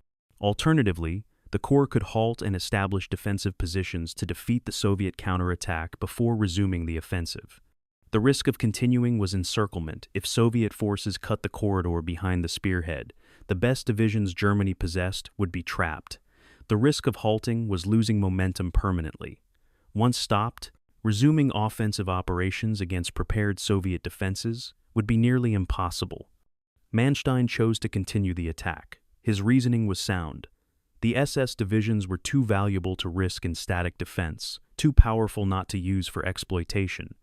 If they could reach Prokhorovka, cross the Psel River, and break into Soviet rear areas before reserves arrived, the operation might still succeed. It was a gamble, but Manstein's entire career was built on operational audacity. The order went out. 2nd SS Panzer Corps would attack toward Prokhorovka and the Psel River crossings on July 11th and 12th.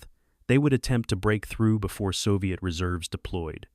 What Manstein didn't know was that Soviet reserves were already deploying.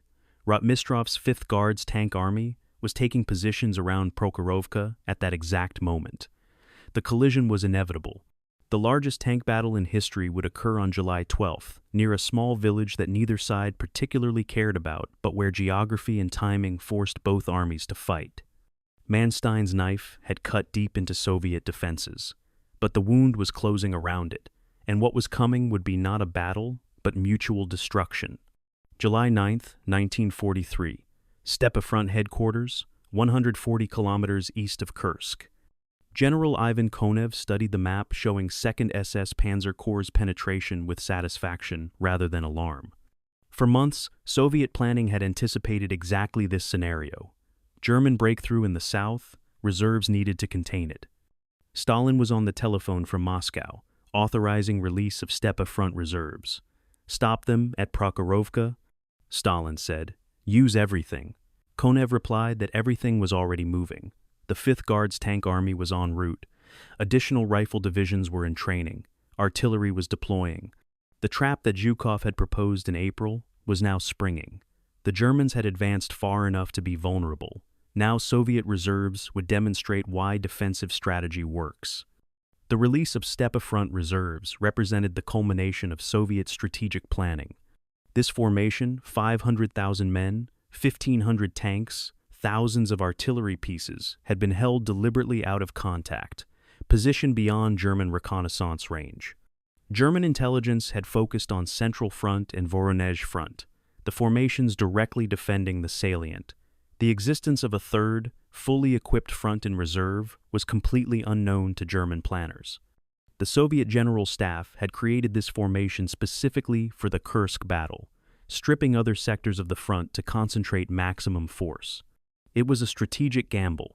If the Germans didn't attack Kursk, these reserves would be tied down uselessly. But if the Germans did attack and could be stopped, these reserves would transform defensive success into counteroffensive. General Pavel Rotmistrov commanded 5th Guards Tank Army, the strike force of Steppe Front. His formation was the Red Army's elite, Guards designation for proven combat performance, fully equipped with 34 tanks, crews trained in coordinated operations. Rotmistrov received movement orders on July 8th and immediately began the approach march. 850 tanks moving 60 kilometers cross-country in 36 hours, a massive logistical undertaking. Tank columns stretched across the steppe, navigating by compass, halting only for fuel. Rotmistrov drove in a command vehicle near the head of the column, monitoring reports of German positions ahead. His orders were clear: take positions around Prokhorovka, prepare to counterattack the SS Panzer Corps, prevent German breakthrough to Kursk. Soviet intelligence tracking the German penetration provided Rotmistrov with detailed information about his opponent. The Germans approaching Prokhorovka were 2nd SS Panzer Corps, 3 divisions totaling approximately 300 tanks, including significant numbers of Tigers and Panthers. Soviet intelligence assessed these as the most dangerous formations Germany possessed. Previous encounters with SS divisions demonstrated their tactical competence and determination. Rotmistrov's operational problem was straightforward. His 850 tanks outnumbered the Germans nearly 3-1, but German tank technology was superior. Tigers could destroy 34s at 2,000 meters, while 34s needed to close to under 800 meters to penetrate Tiger armor. The German tanks were quality. Soviet tanks were quantity. Rotmistrov needed tactics that leveraged his numerical advantage while minimizing German technological superiority. The terrain around Prokhorovka would shape the coming battle. The area was relatively open steppe, with gently rolling hills and scattered woods. The Sel River ran east-west just north of Prokhorovka, a natural defensive barrier the Soviets needed to hold. South of the river, the ground was good, tank terrain, firm soil, few obstacles, long sight lines. This favored the Germans, whose superior optics and longer-range guns worked best at distance. Soviet tactical planning needed to negate this advantage. The solution was mass and speed. Launch a concentrated attack at maximum velocity, close the range as quickly as possible, turn the battle into a close-quarters melee where German range advantage became irrelevant. It was tactics born of desperation and mathematics. Soviet tankers would die in large numbers, but if enough tanks got into close range, they could overwhelm the Germans through sheer numbers.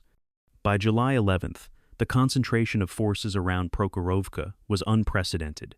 German 2nd SS Panzer Corps was pushing toward the PSL River from the south, approximately 300 tanks advancing in multiple columns.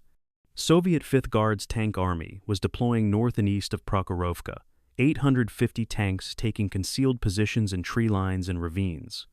Additional Soviet tank and rifle formations from Voronezh front were attacking the flanks of the German penetration, trying to pinch off the salient. Soviet artillery, hundreds of guns, was registering fire on the approaches to Prokhorovka. German artillery was conducting counter-battery fire and supporting the advance. Both air forces were flying continuous missions, bombing and strafing enemy concentrations. The sky was filled with aircraft. The ground was filled with armor. A collision was inevitable. German reconnaissance on July 11th detected the Soviet buildup around Prokhorovka, but underestimated the scale. Reports indicated strong Soviet tank forces in the area, but intelligence analysis estimated 300 to 400 Soviet tanks. The actual number was more than twice that. German commanders knew a major engagement was coming, but believed they retained technological superiority sufficient to defeat Soviet numbers. SS Panzer Corps prepared for a deliberate attack on July 12th to break through the Soviet positions around Prokhorovka, cross the Pisel River, and continue toward Kursk. The plan was methodical: artillery preparation, then Tigers leading the assault to destroy Soviet positions at long range, then Panthers and Panzer IVs exploiting, supported by Panzer Grenadier infantry. It was doctrine, proven in dozens of battles. Against an enemy who planned to charge directly into German guns at maximum speed, the doctrine would meet its limits. Soviet preparations on July 11th were frantic but organized. Rotmistrov established his headquarters in a bunker near Prokhorovka and briefed his corps commanders. The attack would launch at dawn on July 12th. 2 tank corps would form the main attack, charging southwest toward the German positions. Their objective was not terrain, but destruction of German armor. Close with the enemy as rapidly as possible. Accept casualties to get into close range. Once at close range, maneuver to flanks and rear of German tanks where armor was thinner. Soviet tankers called this the death ride tactic, charging into almost certain casualties to bring numerical superiority to bear. Rotmistrov knew the cost would be enormous, but believed the mathematics were sound. Lose 300 tanks to destroy 200 German tanks, and the result was Soviet victory, because the Soviets could replace losses while Germans could not. The night of July 11th to July 12th was the last quiet before the storm. German tankers conducted maintenance and loaded ammunition. Tiger commanders checked gun optics and confirmed the weapons were bore-sighted properly. Panther commanders struggled with mechanical issues, transmissions overheating, engines misfiring. Some Panthers would not be available for the attack. German infantry dug in around the tanks, preparing defensive positions in case Soviet attack came first. Across the lines, Soviet tankers wrote letters home, cleaned weapons, checked tracks and engines. Many knew they would not survive the next day, but accepted this as necessary sacrifice. The Soviet soldiers had learned bitter lessons in 2 years of war. Sometimes survival was less important than completing the mission. Tomorrow's mission was clear: stop the SS Panzer Corps. The cost was secondary. At dawn on July 12th, approximately 300 German tanks faced approximately 850 Soviet tanks across terrain that would become history's most concentrated tank battlefield. The density of armor per square kilometer would exceed any engagement before or since. In an area roughly 5 kilometers by 5 kilometers, over 1,000 tanks would fight at point-blank range for 12 hours. The Germans expected to fight a defensive gunnery battle, destroying Soviet tanks at long range. The Soviets intended to charge directly into German positions and turn the battle into chaos, where numbers mattered more than technology. Both sides were about to discover that theory and practice diverge violently, when thousands of men fight inside steel machines on ground they care nothing about, for objectives that seemed clear hours earlier but dissolve in smoke and flame. And confusion. The jaws were closing on 2nd SS Panzer Corps.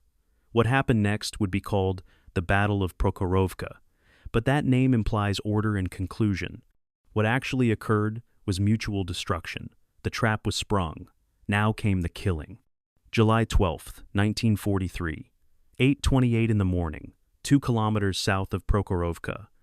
SS Hauptsturmführer Michael Wittmann, commanding a Tiger tank in the Leibstandarte Adolf Hitler Division, was scanning the terrain through his optics when the horizon filled with Soviet tanks. Dozens of them. Then hundreds. 34s advancing in waves at maximum speed, engines roaring, throwing dust clouds into the morning sky. They were not maneuvering tactically. They were charging directly toward German positions like cavalry. Wittmann had 3 years of combat experience, had fought in Poland, France, the Balkans, and 2 years in Russia. He had never seen anything like this. The Soviets were attacking at 40 kilometers per hour across open ground. It was suicidal. It was terrifying. Wittmann gave orders to his gunner. The 88mm gun fired. 2,000 meters away, a 34 exploded. The gunner reloaded. The gun fired again. Another kill. The 34s kept coming. The Soviet attack plan was simple because complexity would have been impossible to control. At 8:30 a.m., 2 Soviet tank corps launched simultaneously from positions north and east of Prokhorovka. The 29th Tank Corps and the 18th Tank Corps, totaling approximately 600 tanks, advanced in waves toward German positions. There was no preliminary artillery bombardment to maintain surprise, no smoke to cover the advance, just speed and mass. The Soviet tankers had one order: close with the enemy as fast as possible. Soviet commanders knew that German guns could destroy 34s at 2,000 meters. They knew that Tigers were nearly invulnerable from the front at long range. The solution was to eliminate range as a factor. Cover the 2,000 meters as quickly as possible, accept the casualties, get into close quarters combat where 34s had a chance. The first minutes of the Battle of Prokhorovka were a shooting gallery for German gunners. Tigers, Panthers, and Panzer IVs opened fire at maximum range. Soviet tanks exploded across the battlefield. Turrets blew off from internal ammunition fires. Tanks burst into flames, and crew members bailed out, some on fire themselves. The Soviet first wave took catastrophic casualties. Approximately 100 tanks were destroyed in the first 30 minutes, but the attack continued. The second wave advanced through the burning wrecks of the first wave. The third wave followed. German tank commanders had time for perhaps 4 to 6 shots before the Soviet tanks closed to within 500 meters. At that range, the battle transformed. At close range, the engagement became chaos. Soviet tanks maneuvering at high speed around German positions, trying to get flank and rear shots. German tanks pivoting to engage threats from multiple directions. Radio discipline collapsed on both sides. Tank commanders shouted targets, gunners fired at the closest enemy, drivers maneuvered wildly to avoid collisions and incoming fire. The smoke from burning tanks reduced visibility to a few hundred meters.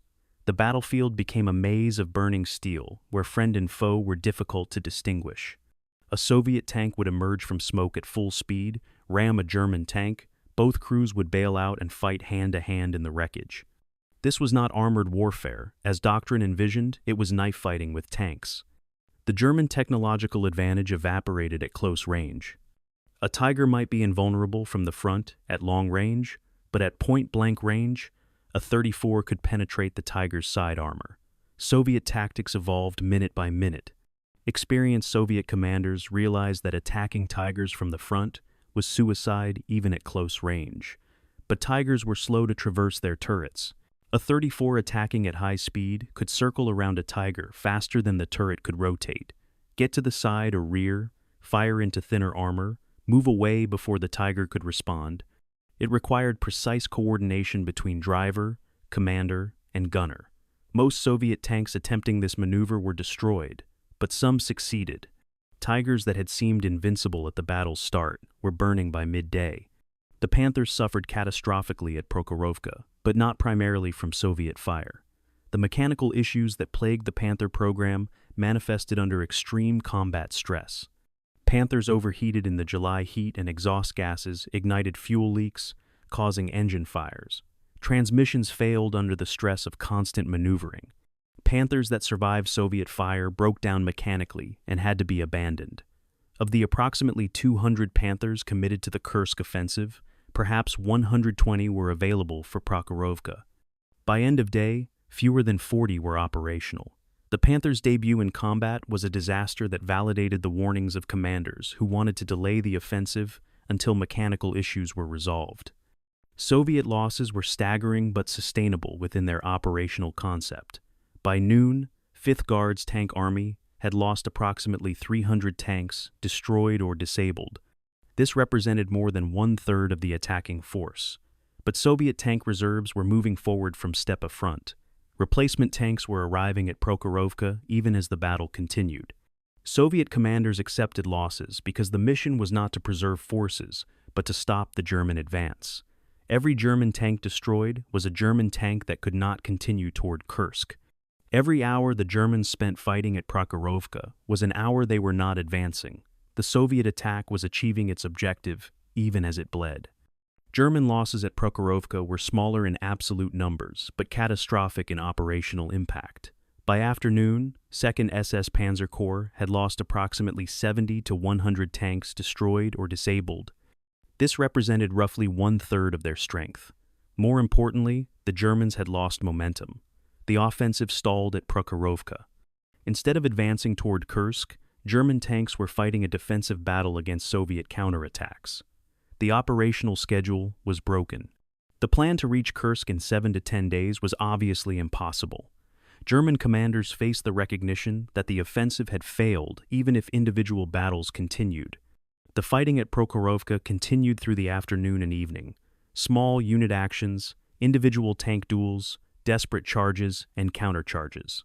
The battlefield was littered with burning vehicles, approximately 400 destroyed tanks, creating an obstacle course that living tanks had to navigate.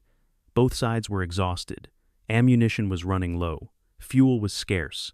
Crew fatigue was affecting performance tank commanders, making mistakes. Gunners missing shots they would normally make. Drivers unable to maneuver effectively. By nightfall, July 12th, the battle died down not because either side won, but because both were physically incapable of continuing. The aftermath of Prokhorovka revealed a battlefield that resembled a graveyard of technology. Approximately 300 to 400 Soviet tanks were destroyed or disabled. Approximately 70 to 100 German tanks were destroyed or disabled, with many more damaged. The ground was scorched black from fires. Unexploded ammunition cooked off randomly, causing explosions through the night. Recovery crews from both sides worked under cover of darkness to retrieve damaged tanks and wounded crews. The stench of burning fuel, rubber, and flesh permeated the area. A Soviet tanker who survived wrote in his diary, "Hell is not in the next world. Hell is Prokhorovka," in July. A German tanker wrote, "We won every battle and lost the war." The strategic result of Prokhorovka was clear, even if tactical assessments remained confused. Germany had fought the largest tank battle in history and gained nothing. The advance toward Kursk stopped at Prokhorovka. Soviet reserves had arrived and contained the breakthrough. German tank losses, while smaller than Soviet losses, represented irreplaceable equipment. Each destroyed Tiger was a Tiger Germany could not rebuild. Each destroyed Panther was a Panther German factories would need months to replace. The Soviets lost more tanks, but were replacing them faster than they were destroyed. The mathematics of industrial attrition had produced its verdict. Prokhorovka was not a Soviet victory. In tactical terms, they suffered higher casualties. But strategically, it achieved the Soviet objective: stop the German offensive. That was enough. The trap had worked. The German advance was contained. What remained was for Hitler to make the decision everyone knew was coming: continue a failing offensive or admit defeat. July 10th, 1943. Sicily. American and British forces stormed ashore on Sicily's southern coast, beginning the invasion of Axis-controlled Europe. The landings involved over 160,000 Allied troops in the largest amphibious operation since Gallipoli. Italian coastal defenses crumbled within hours. German reinforcements rushed south to contain the invasion. The Mediterranean theater, stable for months, suddenly became critical. In East Prussia, Adolf Hitler received the news in the late afternoon. He was meeting with his military staff about Kursk when an aide interrupted with a decoded message from Italy. Hitler read the message, then read it again. He looked at the map of Europe on the wall. Sicily, Italy. The entire southern flank threatened. He turned to his generals and said one word: crisis. The Sicily invasion transformed Operation Citadel from military operation to strategic impossibility. Hitler's war planning since 1941 had assumed that Germany could focus on the Eastern Front while conducting defensive operations elsewhere. But the Mediterranean was no longer a defensive theater. Allied armies were ashore in Sicily, within striking distance of the Italian mainland. Italy's military capacity to resist was minimal. If Italy collapsed, Germany would need to defend the entire southern approach to Central Europe.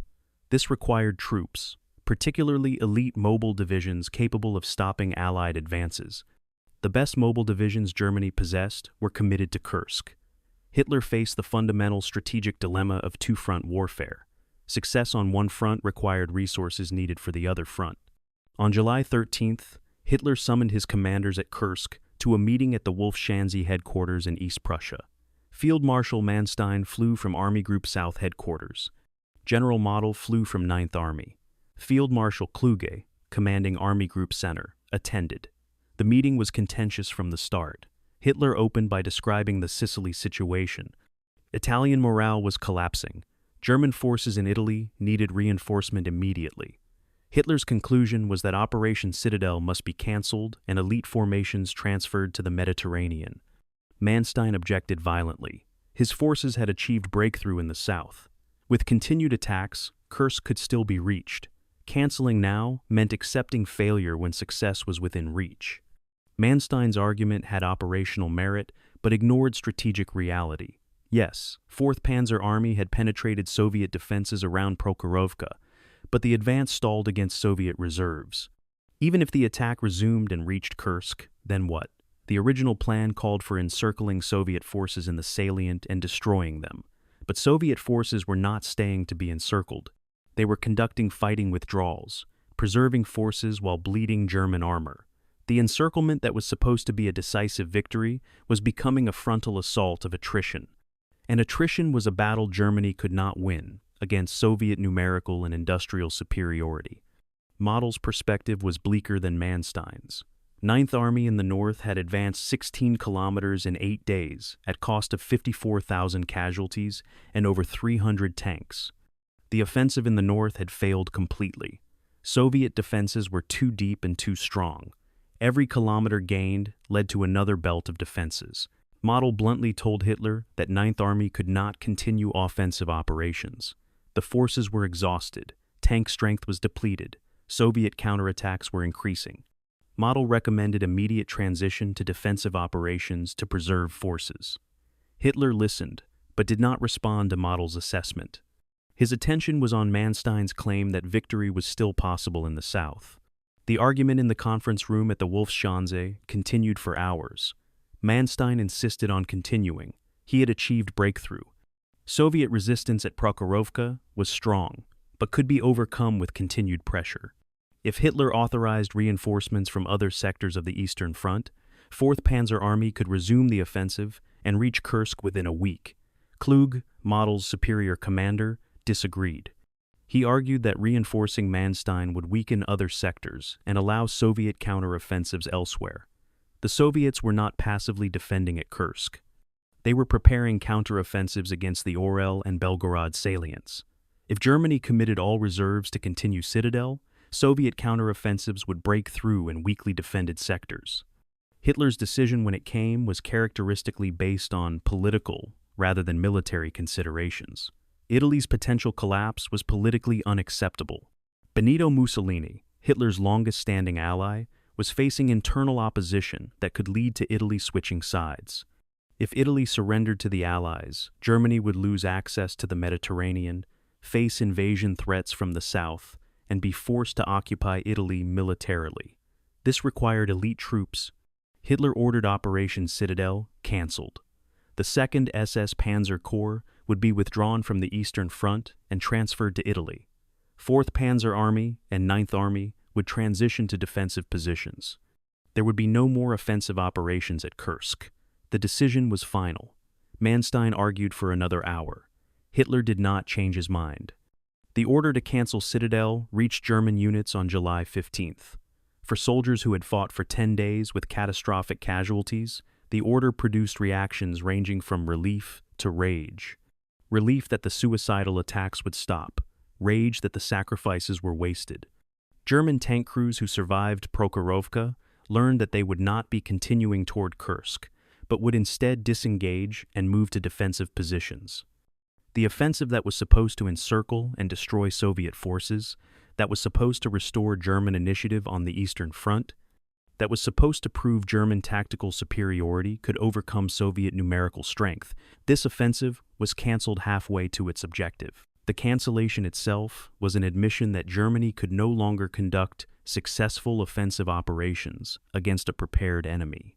Soviet intelligence detected the German withdrawal within hours. Reconnaissance patrols reported German armor moving away from Prokhorovka toward rear areas. Artillery fire decreased. Local attacks stopped. Soviet commanders initially suspected this was tactical repositioning for resumed attacks. But within 24 hours, the scope of withdrawal became clear. The Germans were not repositioning. They were disengaging. Stalin received reports of the German withdrawal with satisfaction, but no surprise. Soviet intelligence, reading German communications, knew about the Sicily invasion and Hitler's strategic dilemma. Stalin had anticipated Hitler would cancel Citadel once Italy became critical. The question for Stalin was what to do next. The answer was already prepared: counteroffensive. On July 12th, even while the Battle of Prokhorovka raged, Soviet Western Front and Bryansk Front had launched Operation Kutuzov, a counteroffensive against the Orel salient north of Kursk. This was not a hasty reaction to German withdrawal, but a planned operation timed to begin while German forces were still committed to Citadel. The objective was to encircle Model's 9th Army and liberate Orel. The forces committed were massive: 1.3 million men, 2,400 tanks, 26,000 artillery pieces. This was larger than the German forces committed to all of Operation Citadel. While Germany had concentrated everything on Kursk, the Soviets had built forces sufficient to defend Kursk and simultaneously launch major counteroffensives. The strategic initiative had irreversibly shifted. By July 15th, with Citadel cancelled and Soviet counteroffensives underway, the reality of Germany's strategic situation was undeniable. Germany had committed its best forces to Citadel and failed to achieve objectives. Casualties totaled approximately 200,000 killed, wounded, and missing. Tank losses exceeded 760 vehicles, destroyed or disabled. Aircraft losses exceeded 680 planes. These were losses Germany could not replace. Soviet casualties were approximately 860,000 killed, wounded, and missing, vastly higher than German losses. But Soviet production was replacing losses faster than they were incurred. Soviet factories produced more tanks in July 1943 than existed in the entire German army. The mathematics of industrial warfare were unforgiving. Germany was losing the war of attrition even when winning tactical engagements. The decision to cancel Operation Citadel marked the end of German offensive capability on the Eastern Front. After July 1943, Germany would never again launch a major strategic offensive in the East. All subsequent operations would be defensive, attempting to slow Soviet advances, conducting fighting withdrawals, trying to preserve forces for the inevitable retreat to Germany. The Eastern Front that began in June 1941 with German armies smashing through Soviet defenses, encircling entire armies, advancing hundreds of kilometers, that war was over. What remained was a different war, a war of attrition and retreat, a war Germany could not win but could only prolong. The meeting at the Wolfschanze on July 13, 1943, was the moment when Hitler and his generals faced this reality. The decision to cancel Citadel was the admission that the war in the East was lost. Everything after would be yen, aftermath, and retreat. The trap at Kursk had worked. The jaws had closed. Germany would never escape them. July 12, 1943, Orel sector, 100 kilometers north of Kursk. Colonel General Markian Popov commanded the Bryansk front, and at precisely 5:30 in the morning, he gave the order that transformed the Battle of Kursk from defensive success to Soviet offensive triumph. Commence Operation Kutuzov. 2.5 hours of artillery preparation erupted across 120 kilometers of front. 26,000 Soviet guns and mortars fired simultaneously, targeting German defensive positions around the Orel salient. Model's Ninth Army, already exhausted from 10 days of failed attacks at Kursk, now found itself defending against a Soviet offensive that dwarfed anything they had attempted. The irony was exquisite. While Hitler debated whether to continue Citadel, the Soviets had already begun the counteroffensive that would decide the battle's ultimate outcome. Operation Kutuzov represented Soviet operational planning at its most sophisticated. The operation had been planned simultaneously with the Kursk defensive preparations, always intended to launch while German forces were still committed to their offensive. The timing was calculated with precision. Begin the counteroffensive before the Germans could disengage from Citadel and redeploy to meet the new threat. The target was the Ural Salient, a bulge in the German lines north of Kursk that mirrored the Soviet salient at Kursk itself. If Soviet forces could collapse the Ural Salient, they would encircle or destroy Ninth Army and liberate a major city. The forces committed reflected Soviet confidence. Western Front, Bryansk Front, and Central Front contributing a total of 1.3 million men, 2,400 tanks, and 26,000 artillery pieces. Model's Ninth Army faced catastrophic circumstances. For 10 days, his forces had attacked southward toward Kursk, suffering 54,000 casualties and losing over 300 tanks while advancing a mere 16 kilometers. The army was at perhaps 60% combat effectiveness, exhausted from continuous combat, low on ammunition and fuel. And now, instead of withdrawing to rest and refit, Ninth Army had to immediately defend against a Soviet offensive conducted by fresh forces with overwhelming numerical superiority. Model was perhaps Germany's finest defensive commander, skilled at conducting fighting withdrawals and establishing defensive positions under pressure. But even Model could not defend everywhere with depleted forces against an enemy attacking on a wide front with numerical superiority exceeding 2-1. The initial Soviet advances into the Ural Salient were measured but relentless. Soviet doctrine had evolved since 1941. Early war Soviet offensives attempted rapid breakthroughs and deep exploitation, often resulting in German counterattacks that cut off and destroyed Soviet spearheads. By 1943, Soviet commanders practiced more methodical offensive operations, concentrate overwhelming force on narrow sectors, achieve breakthrough through artillery en masse, exploit cautiously while securing flanks, advance in successive operations rather than attempting operational-level breakthroughs in single efforts. This approach was slower, but sustainable. Soviet forces advanced 3 to 5 kilometers per day initially, far less than German advances of 1941, but constant and cumulative. German defensive tactics at Ural demonstrated the skill that had sustained the Wehrmacht through 2 years of Eastern Front combat.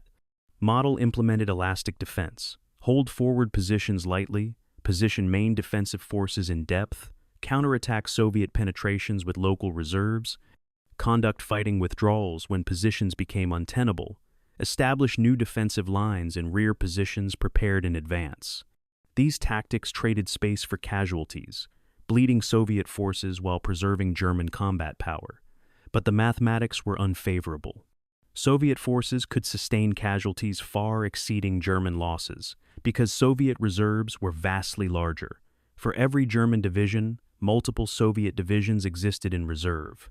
Germany's strategic problem was that tactical success destroying Soviet attackers didn't translate to operational success because the Soviets just brought forward more attackers. By July 20th, Soviet forces had advanced 20 to 30 kilometers into the Ural Salient from multiple directions. The salient was collapsing. German forces were conducting fighting withdrawals toward Ural itself. Casualties on both sides were enormous. Soviet forces lost over 100,000, killed and wounded in the first week. German forces lost over 30,000. But the operational outcome was clear. Soviet forces were advancing, German forces were retreating. The city of Ural, occupied by Germany since October 1941, was threatened. Model requested authorization from Hitler to evacuate Ural and withdraw to prepared defensive positions behind the city. Hitler initially refused, demanding Ural be held at all costs. The order was militarily nonsensical.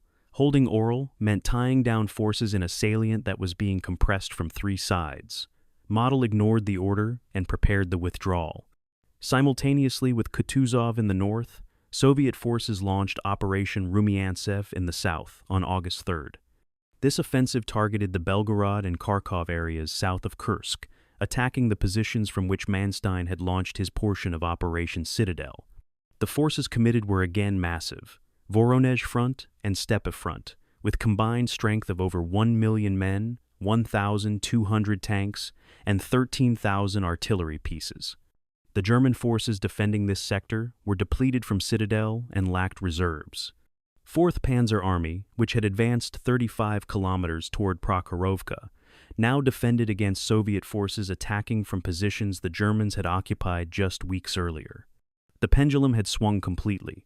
Attackers became defenders. Hunters became hunted.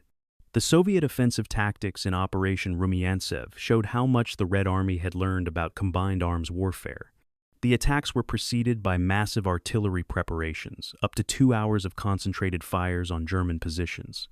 Soviet infantry and tanks advanced behind rolling artillery barrages, the guns firing just ahead of the advancing troops to suppress German defenders. When German strongpoints resisted, Soviet commanders concentrated overwhelming force rather than attempting to bypass. A German company holding a village would face attacks by Soviet regiment or division. The position would be destroyed through sheer weight of numbers and firepower. This was methodical, costly in casualties, but effective. German defensive positions that could have held against equal numbers were simply overwhelmed.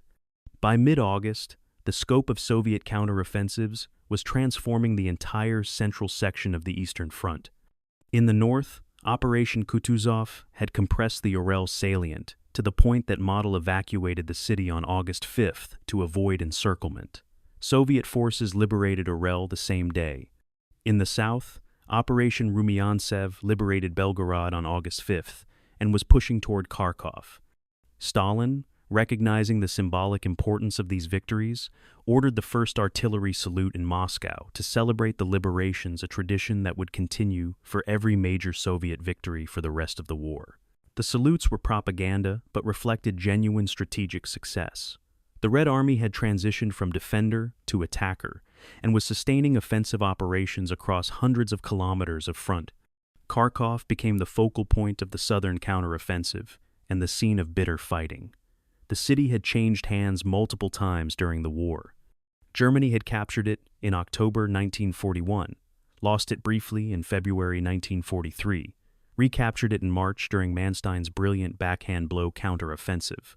Now, Soviet forces were attacking again, and this time German forces lacked the strength to repeat March's success. Manstein conducted a skillful defense, using mobile reserves to counterattack Soviet penetrations, establishing successive defensive lines when positions were overrun. But the weight of Soviet forces was overwhelming. By August 20th, German defenses were collapsing.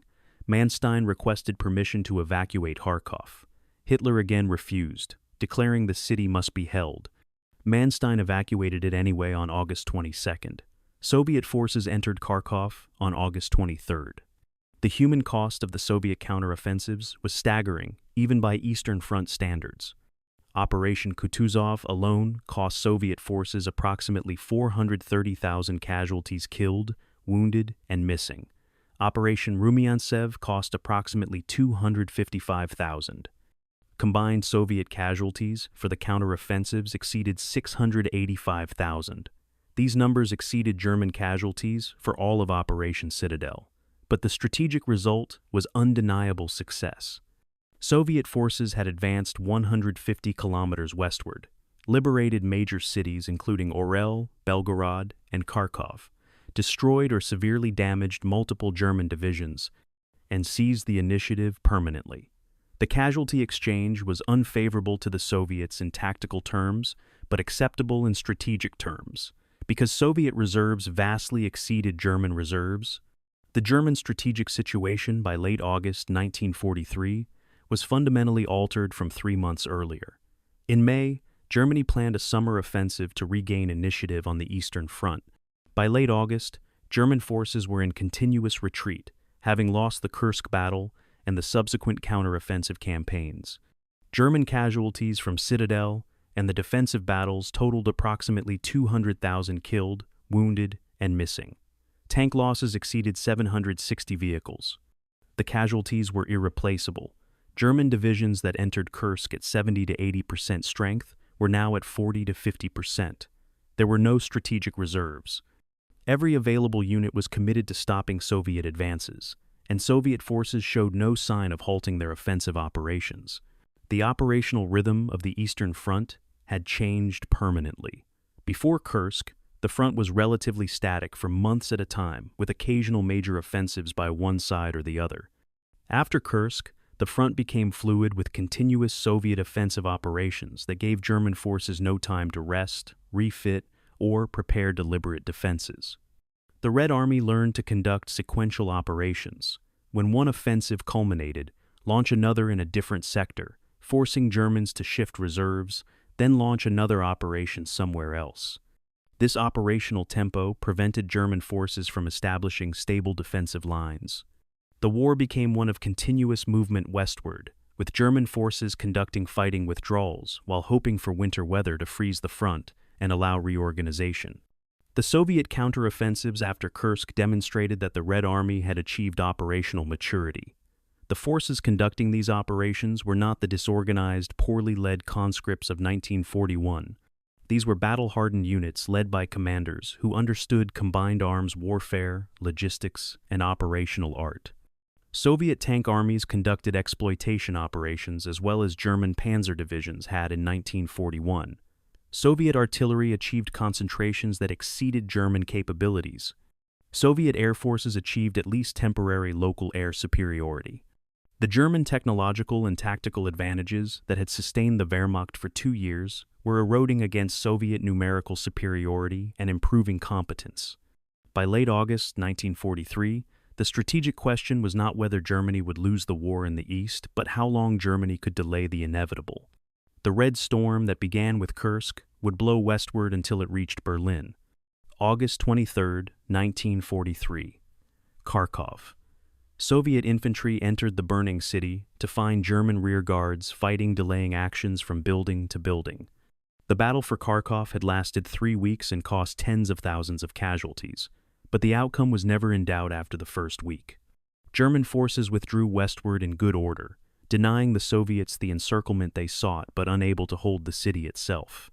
As Soviet flags were raised over the city center, Marshal Georgy Zhukov stood in a command post 50 kilometers east and studied maps showing the front line. The line had moved 150 kilometers west since July 5th. Orel, Belgorod, and now Kharkov were liberated. The Kursk salient no longer existed not because Germans had eliminated it, but because Soviet offensives had pushed the front so far west that the salient's geography was irrelevant. Zhukov allowed himself brief satisfaction. The trap had worked. The counteroffensive succeeded. Now came the long campaign to Berlin. The Battle of Kursk, considered as a single operation, including the German offensive and Soviet counteroffensives, represented the largest battle in human history, measured by forces engaged and casualties suffered. Total forces engaged exceeded 4 million men, more than fought at Stalingrad, more than fought in Normandy, more than fought in any other single battle of the war. German forces committed approximately 800,000 men to Operation Citadel and additional forces to defend against Soviet counteroffensives. Soviet forces deployed approximately 2.5 million men in defensive and offensive operations. The scale of combat was unprecedented. Thousands of tanks engaged simultaneously across hundreds of kilometers of front, artillery bombardments consuming millions of shells, air battles involving thousands of aircraft. It was industrial warfare at its absolute peak. The casualty figures from Kursk demonstrate the horrific arithmetic of industrial attrition warfare. German casualties, including Operation Citadel and subsequent defensive battles, totaled approximately 200,000 killed, wounded, and missing. Tank losses exceeded 760 vehicles, destroyed or disabled. Aircraft losses exceeded 680 planes. These represented approximately 25% of German forces engaged catastrophic by any measure. But Soviet casualties were far higher in absolute terms. Approximately 860,000 killed, wounded, and missing across all operations. Tank losses exceeded 6,000 vehicles. Aircraft losses exceeded 1,600 planes. In tactical terms, the casualty exchange favored Germany. Soviet forces lost 4 times as many men and 8 times as many tanks. But in strategic terms, the exchange favored the Soviets because they could replace losses while Germany could not. The production statistics reveal why casualty exchange ratios were strategically irrelevant. In July 1943, Soviet factories produced approximately 1,634 tanks. German factories produced approximately 1,000 tanks of all types, including lighter models. Soviet production exceeded German production, while Soviet losses also exceeded German losses, creating a net positive for the Soviets, more tanks in service at the end of the month than at the beginning despite heavy combat losses. German production could not replace combat losses, fewer tanks in service, despite production continuing. This dynamic applied to artillery, aircraft, and ammunition. The Soviet industrial base, relocated beyond the Urals and running at full capacity, was outproducing German industry while also supporting a larger military and sustaining higher losses. Germany simply could not win a production war against the Soviet Union. The territorial outcome of Kursk was definitive. On July 5th, when Operation Citadel began, the front line ran through Oral in the north and Belgorod in the south, with the Kursk salient jutting westward between them. By September 1st, after the counteroffensives concluded, the front line had moved 150 to 200 kilometers west. Orel, Belgorod, and Kharkov were Soviet-controlled. The entire southern wing of the German front had shifted westward. The bulge was not the Kursk salient jutting west, but a Soviet salient jutting west toward the Dnieper River. The frontline geography that had characterized the first half of 1943 was erased and replaced by a configuration favoring continued Soviet offensives westward. The strategic initiative transferred permanently to the Soviet Union at Kursk. Before Kursk, both sides could plausibly plan offensive operations. Germany had conducted successful offensives as recently as March 1943, with Manstein's recapture of Kharkov. After Kursk, German offensive capabilities ceased to exist at operational scale. Germany would conduct local counterattacks and spoiling attacks for the remainder of the war, but never again mount a strategic offensive on the Eastern Front. The Red Army, conversely, maintained continuous offensive operations from August 1943 until May 1945. The operational tempo never slowed. When one offensive culminated, another began in a different sector. German forces were kept constantly off balance, never allowed to establish stable defensive lines, always reacting to Soviet initiatives. Hitler's strategic options after Kursk were all variations of delay and hope. Delay Soviet advances through skillful defensive warfare, hope that the Western Allies would not invade France, hope that new wonder weapons would change the military balance, hope that the Allied coalition would fracture. None of these hopes were realistic, but they were all Germany had. Defensive warfare on the Eastern Front after Kursk was competent German commanders like Model, Manstein, and others conducted fighting withdrawals and established successive defensive lines with skill that delayed Soviet advances. But delay was not victory. Every month, Soviet forces moved westward. Every month, more German territory fell under Soviet control. Every month, German casualties accumulated losses that could not be replaced while Soviet forces grew stronger. The German General Staff conducted after-action analysis of Operation Citadel that was brutally honest about failures. The delays waiting for Panthers and Tigers had given Soviets months to prepare defenses. German intelligence had completely failed to detect the depth of Soviet defenses and the existence of Steppe front reserves. The assumption that technological superiority could overcome numerical inferiority was proven false. The coordination between Model's northern attack and Manstein's southern attack was inadequate. The pincers never threatened to meet, allowing Soviets to shift reserves between sectors. The report concluded that Germany should never again attempt a major offensive on the Eastern Front without achieving surprise and concentrating overwhelming local superiority. Since surprise was no longer possible against Soviet intelligence and overwhelming local superiority was impossible given force ratios, the implication was clear: no more offenses. Soviet after-action analysis was equally thorough but reached triumphant conclusions. The defensive preparations had worked exactly as planned, delaying German advances, bleeding German armor, preserving Soviet forces for counteroffensive. The intelligence operations providing foreknowledge of German plans were recognized as decisive contribution to victory. The decision to defend, rather than preemptively attack, was vindicated. The coordination between defensive operations and prepared counteroffensives demonstrated sophisticated operational planning. Soviet commanders identified lessons learned. Minefields and anti-tank defenses in depth were highly effective. Artillery remained decisive, reserve management was critical, defensive positions multiplied combat power. These lessons would inform Soviet operations for the remainder of the war. The industrial and logistical dimensions of Kursk received less attention than the combat, but were equally decisive. Soviet logistics units moved millions of tons of ammunition, fuel, food, and equipment to the Kursk salient in the months before the battle. During the battle, Soviet logistics maintained supply flows, despite German interdiction efforts. Soviet medical services evacuated and treated hundreds of thousands of wounded. Soviet railroads operated on compressed schedules, moving reserve units to threatened sectors. The Soviet economy supported this effort while simultaneously supplying other fronts, maintaining Lend-Lease commitments and sustaining civilian population. German logistics struggled throughout Kursk. Fuel shortages, limited panzer operations, ammunition was rationed, medical evacuation was inadequate for casualty scale. The logistical contrast reflected broader industrial capacity differences. By September 1943, the Eastern Front strategic picture had transformed completely from July. Germany held less territory, possessed fewer combat-effective divisions, faced larger and more capable Soviet forces, had no strategic reserves, and possessed no realistic path to military victory.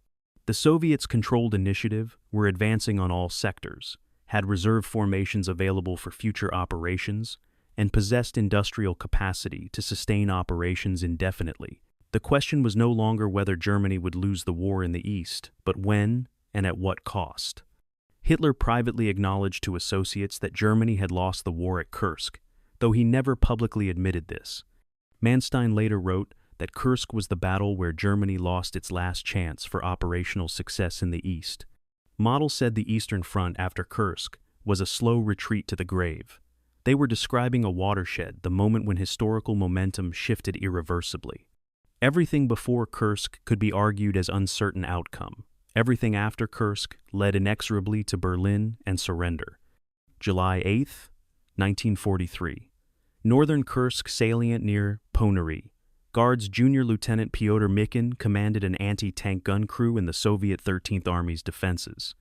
His crew had been in position for 2 days, firing continuously at German tanks attempting to advance along the Orel-Kursk railway. They had destroyed 6 German tanks, 3 Panzer IVs and 3 Panzer IIIs, but lost 2 crew members killed and 1 wounded. On the evening of the 8th, Mikin's position came under German artillery fire.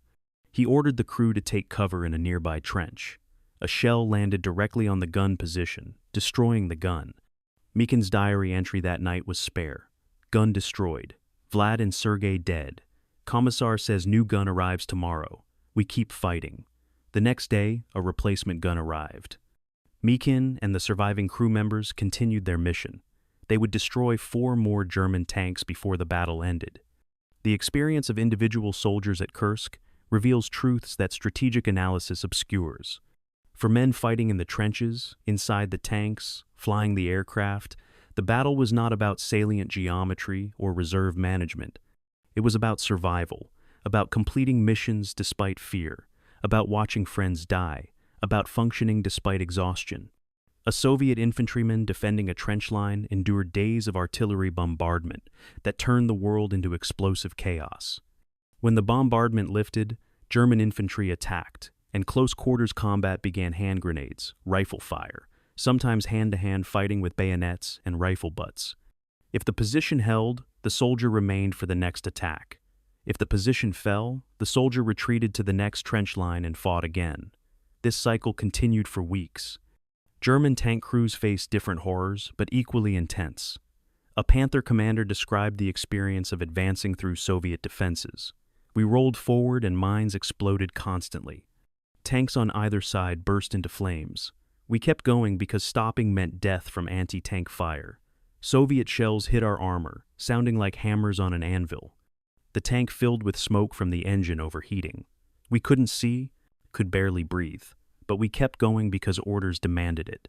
Then the transmission failed. We sat immobilized in the middle of the battlefield for 3 hours, waiting for recovery vehicles, while Soviet artillery tried to kill us. 3 hours that felt like 3 years. When the recovery team finally arrived and towed us back, I kissed the ground. Soviet tank crews in 34s faced the particular terror of knowing their tanks were inferior to German armor.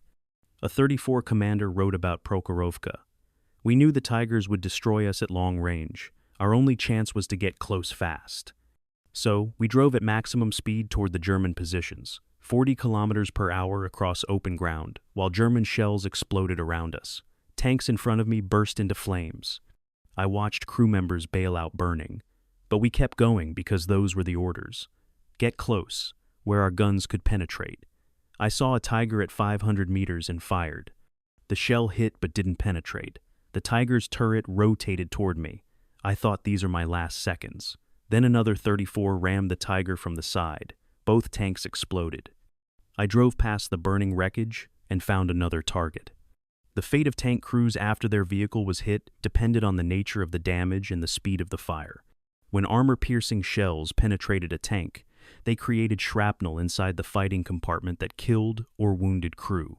If the shell hit ammunition storage, the ammunition exploded, the turret typically blew off from the overpressure, and all crew members died instantly.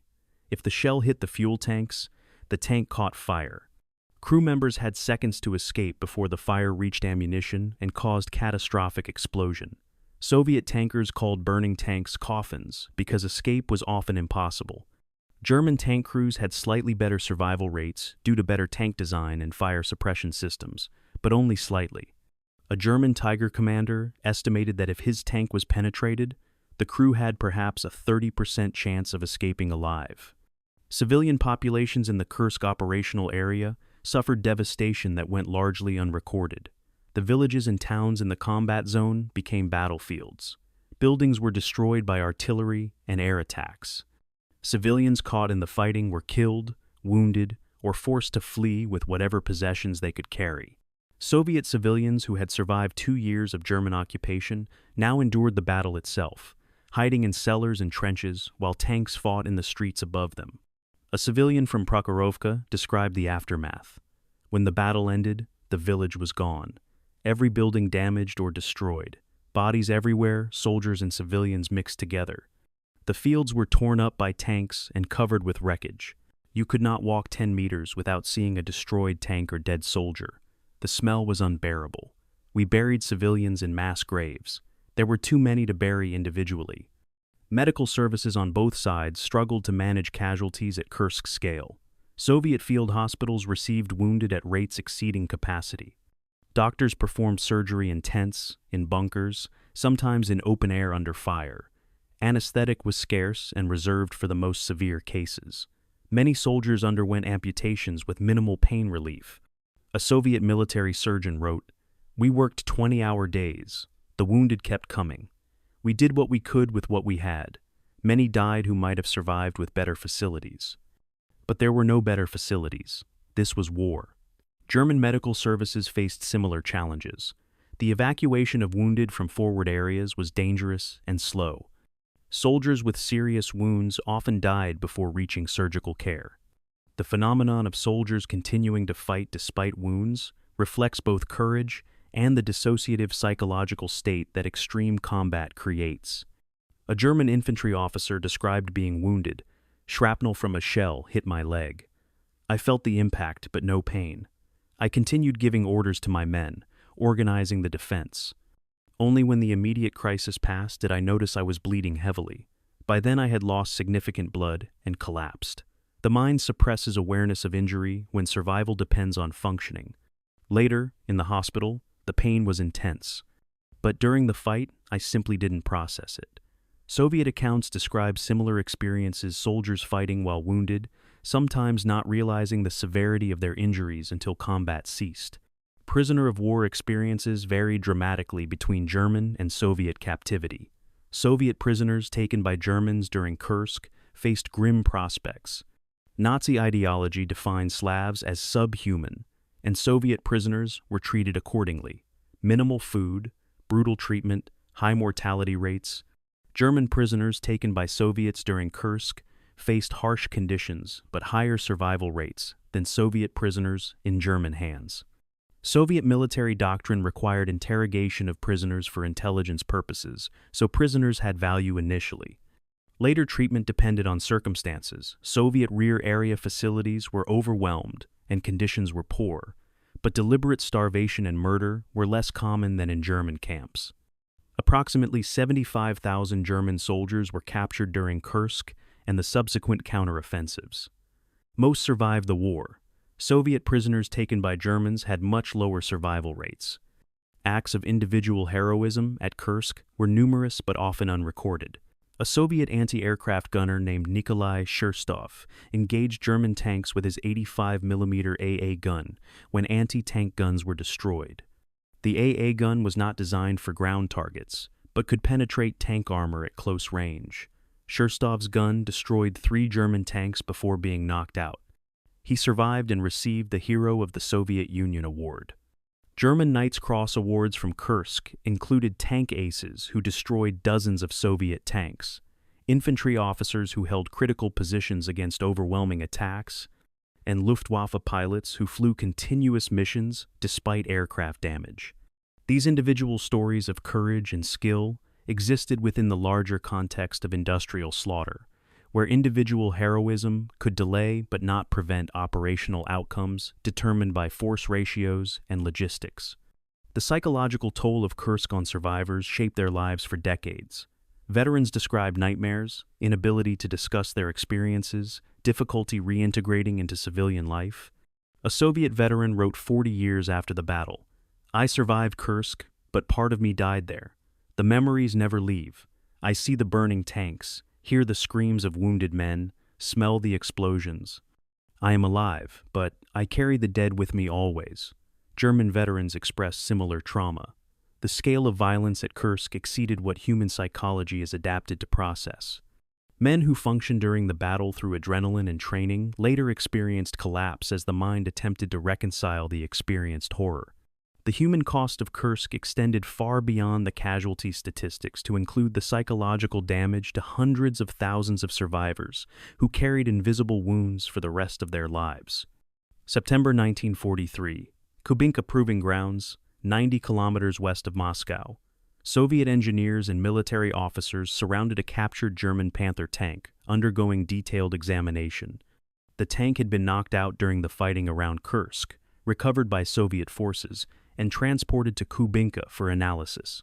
Over the following weeks, Soviet engineers would disassemble every component, test the armor against various weapons, evaluate the engine and transmission, study the gun optics and fire control systems. The examination revealed a machine that was both brilliant and flawed. Excellent gun, strong armor, chronic mechanical problems. Stalin received the analysis report and issued a directive. Soviet tank designers would develop improved tanks, incorporating lessons learned from the Panther without repeating its mistakes. The 34-85, with its 85mm gun and redesigned turret, would be the result, entering production by early 1944.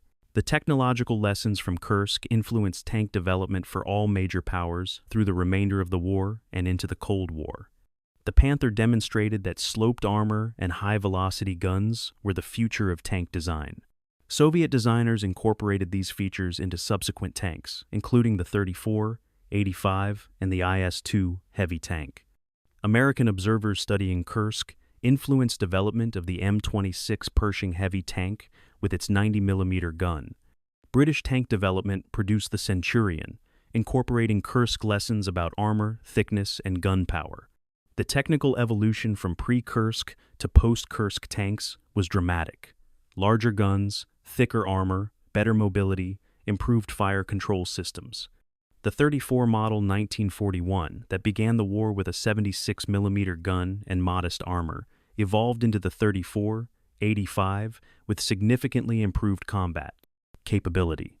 The German experience with Panther and Tiger reliability problems influenced subsequent doctrine. Wehrmacht, logistics and maintenance organizations realized that complex tanks requiring extensive maintenance were operationally problematic, even when tactically superior. German tank production shifted towards simpler, more reliable designs like the Panzer IV, which, while less powerful than Panthers, could actually reach the battlefield and remain operational. The Panther itself underwent hundreds of modifications to improve reliability. By late 1944, Panthers were mechanically acceptable, but the early production models at Kursk were disasters. The lesson: deploy new equipment only after thorough testing. Germany violated this lesson at Kursk and paid accordingly. Soviet tactical lessons from Kursk became foundational doctrine for the remainder of the war. The effectiveness of defense in depth was proven beyond question. Soviet military doctrine codified the Kursk defensive model. Multiple successive defensive belts extending deep behind the front line, extensive minefields channeling enemy movement into killing zones, anti-tank guns in mutually supporting positions, artillery under centralized control for massed fires, reserves positioned to counterattack penetrations. This defensive doctrine was employed whenever Soviets needed to halt German attacks. Conversely, Soviet offensive doctrine learned from the counteroffensives after Kursk. Concentrate overwhelming force on narrow sectors to achieve breakthrough, exploit cautiously while securing flanks, conduct sequential operations to maintain pressure without outrunning logistics. These principles guided Soviet operations from Kursk to Berlin. The role of intelligence at Kursk influenced post-war intelligence priorities for all powers.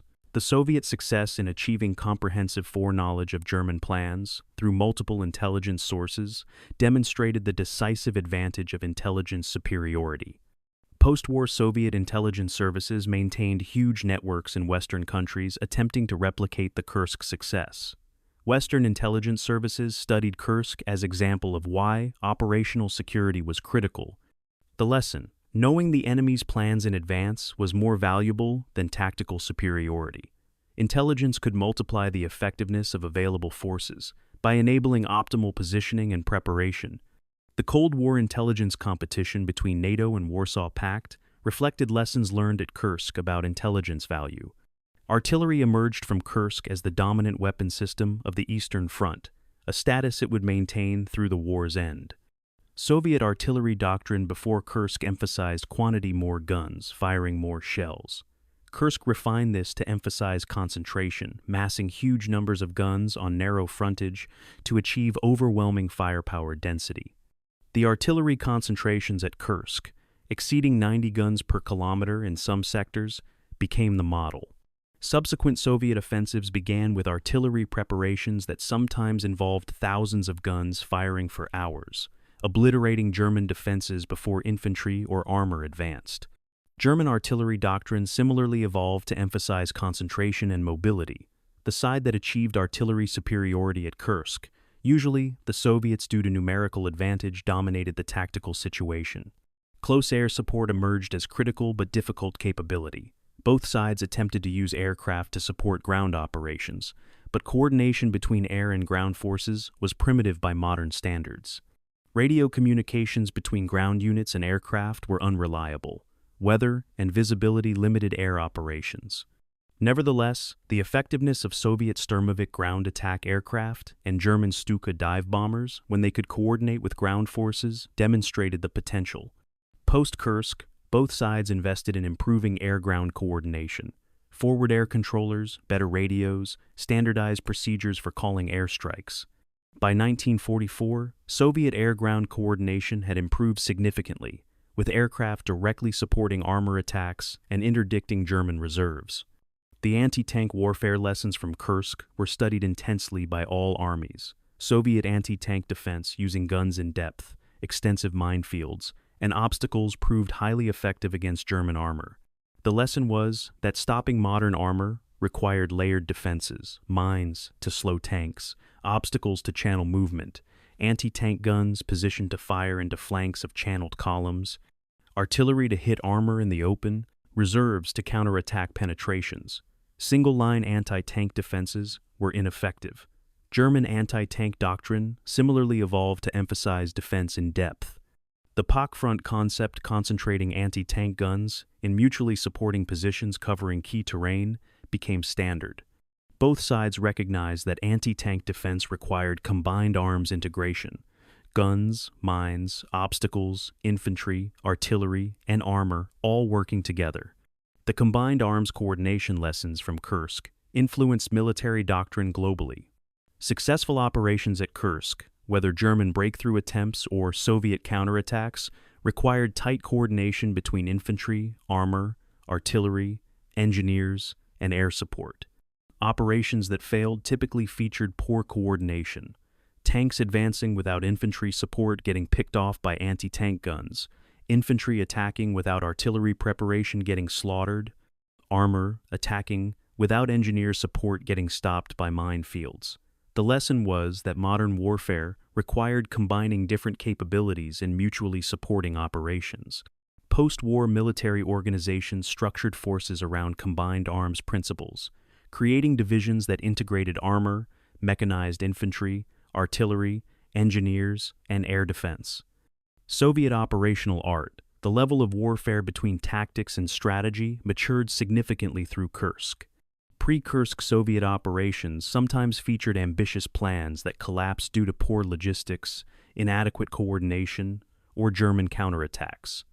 Post-Kursk Soviet operations demonstrated sophisticated understanding of logistics, reserve management, deception, and operational tempo.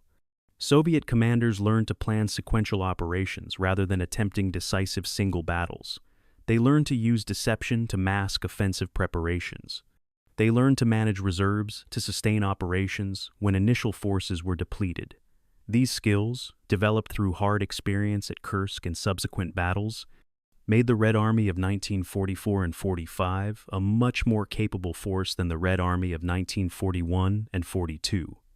The strategic lesson of Kursk was perhaps most important. In industrial warfare between peer competitors, the side with larger industrial base and greater manpower eventually wins if they avoid catastrophic military failures. Germany's tactical and operational skill was superior to Soviet equivalents through much of the war. But German forces could not overcome the mathematical reality that Soviet industry outproduced German industry, while Soviet manpower reserves exceeded German reserves. As long as Soviet forces avoided encirclements and maintained cohesion, attrition warfare favored the Soviets. This lesson influenced Cold War military planning. NATO assumed Soviet numerical superiority and planned to counter through technological edge and tactical skill, while Warsaw Pact assumed it could overwhelm NATO through mass. The ghost of Kursk haunted military planning for decades. The lessons written in the blood of hundreds of thousands at Kursk shaped how armies fight, how weapons are designed, and how wars are understood. The human cost was horrific, but the knowledge gained shaped military affairs for generations. May 9, 1945, Berlin. Soviet forces accepted German surrender, ending the war in Europe. Among the thousands of Soviet officers present was General Pavel Rotmistrov, who had commanded 5th Guards Tank Army at Prokhorovka. In post-battle reports, he had inflated the scale of the Prokhorovka engagement, claiming to have destroyed over 400 German tanks when the actual number was far lower. Stalin had believed the inflated reports and awarded Rotmistrov the Order of Suvorov. Now, standing in conquered Berlin, Rotmistrov reflected on the journey from Prokhorovka to victory. The truth was messy: high casualties, exaggerated reports, brutal attrition. But the outcome vindicated Soviet strategy. Germany was defeated. The Great Patriotic War was won. Prokhorovka and Kursk would be remembered as turning points, regardless of complicated truths obscured by propaganda. The Soviet memory of Kursk developed into state-sanctioned mythology that emphasized Soviet heroism and downplayed casualties. Official histories described Kursk as the decisive turning point where Soviet forces smashed the German army and seized initiative permanently. Prokhorovka became the centerpiece of this narrative, described as a victory where Soviet tankers heroically charged German positions and destroyed hundreds of fascist tanks. The actual casualties, Soviet forces losing more tanks than Germans, were minimized. The strategic outcome, halting German offensive and enabling counterattacks, was emphasized. This narrative served Soviet post-war political needs, demonstrating Soviet military superiority, justifying the enormous casualties, validating Stalin's leadership. For decades, Soviet and later Russian historians adhered to this narrative with only minor variations. German memory of Kursk developed very differently. German veterans and historians emphasized tactical successes, superior tank-kill ratios, skillful defensive withdrawals, Manstein's breakthrough in the south while acknowledging the strategic defeat. The German narrative portrayed Kursk as battle lost due to factors beyond military control. Hitler's interference, the Italian crisis forcing early termination, Soviet numerical superiority. This narrative served German post-war psychological needs, preserving respect for Wehrmacht professionalism, separating military performance from Nazi regime, explaining defeat without admitting comprehensive military inferiority. German accounts tended to emphasize individual heroism and small unit actions rather than the strategic irrelevance of tactical successes. Western understanding of Kursk was shaped largely by German sources in the immediate post-war period. Many Wehrmacht officers wrote memoirs that became source material for English-language histories. These accounts often repeated German perspectives. The Germans fought better but were overwhelmed by numbers. Hitler's decisions prevented military success. The Wehrmacht could have won if given proper resources. Only in later decades did Western historians gain access to Soviet archives and develop more balanced understanding.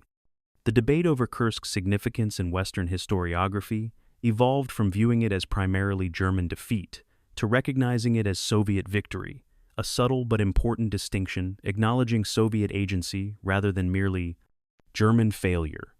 The exact casualties at Kursk remained disputed decades after the battle. Soviet archives were closed for decades, preventing independent verification. German records were scattered and incomplete. Estimates varied wildly. Soviet claims of German casualties were inflated. German claims of Soviet casualties were inflated. Both sides had incentives to exaggerate enemy losses and minimize own losses. Modern historians using declassified archives have established approximate consensus. German forces lost approximately 200,000 casualties. Soviets lost approximately 860,000. But even these figures are estimates. The exact number of men who died at Kursk will never be known with certainty, lost in incomplete records, mass graves, and the chaos of battle. The Prokhorovka battlefield specifically became site of contested memory and archaeological discovery. In the Soviet era, a massive memorial complex was constructed, featuring a bell tower visible for kilometers. The site became pilgrimage destination for Soviet citizens honoring the heroic tankers who defeated fascism. After the Soviet Union collapsed, Russian and Western historians began collaborative research into what actually happened at Prokhorovka. Archaeological excavations in the 1990s and 2000s recovered numerous tanks, both Soviet and German, still buried in the battlefield. Recovery of remains allowed identification of some soldiers and return to families for proper burial. The excavations also revealed discrepancies between official histories and physical evidence, fueling debates about the battle's exact course. In the 21st century, archaeological work at Kursk battlefields continues. Unexploded ordnance is still being cleared, mines, artillery shells, bombs. The soil contains so much metal fragments from battle that metal detectors are nearly useless. Recovery teams still find bodies, usually identified through identity discs or personal items. Each recovery represents closure for a family that wondered for decades what happened to a father, brother, or son. The physical scars of Kursk persist 8 decades later, the land itself bearing witness to the battle's intensity. Local populations have lived with this legacy their entire lives, growing crops on fields where thousands died, building homes near former battlefields. The cultural representation of Kursk in film, literature, and video games reflects changing attitudes over time. Soviet films depicted heroic tank crews defeating fascist invaders through courage and sacrifice. Post-Soviet Russian films have been somewhat more nuanced, showing the battle's brutality and complexity. Western films largely ignored Kursk in favor of more familiar battles like Stalingrad or D-Day. Video games, particularly strategy games, have featured Kursk extensively because the tank warfare lends itself to gameplay. These cultural representations shape popular understanding, often more than academic histories. Many people's knowledge of Kursk comes from films or games that simplify complex reality into digestible narrative.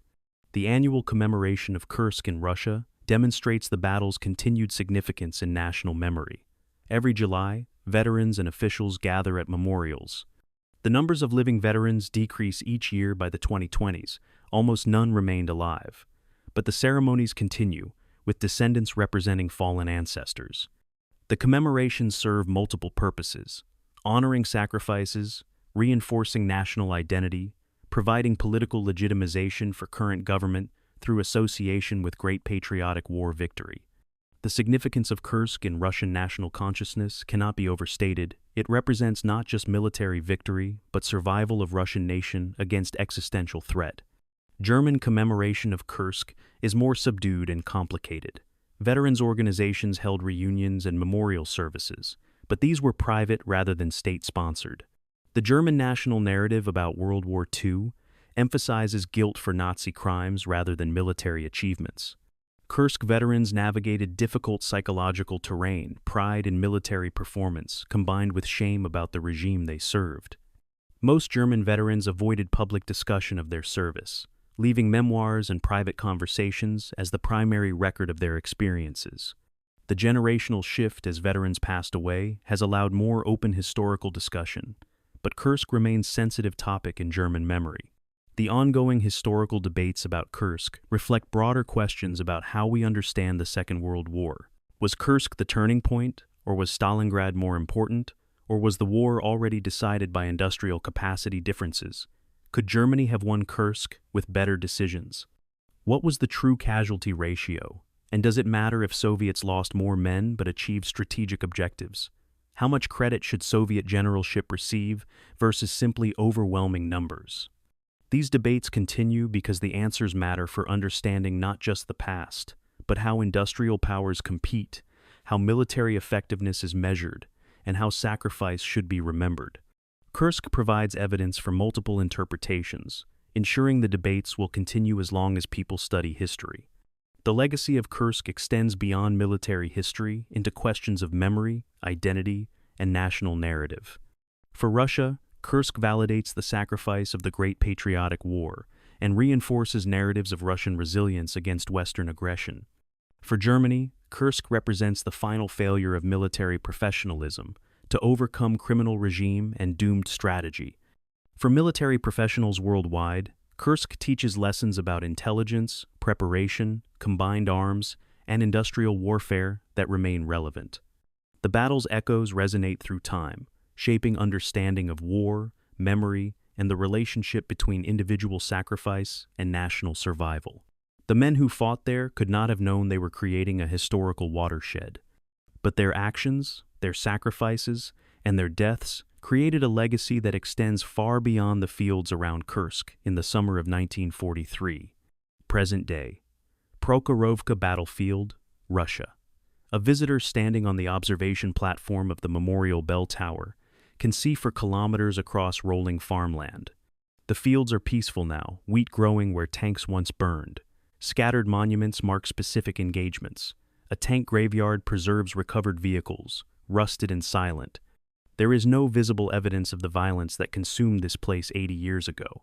But the ground knows. Every harvest turns up shell fragments, pieces of armor, occasionally human remains. The farmers plant around known burial sites.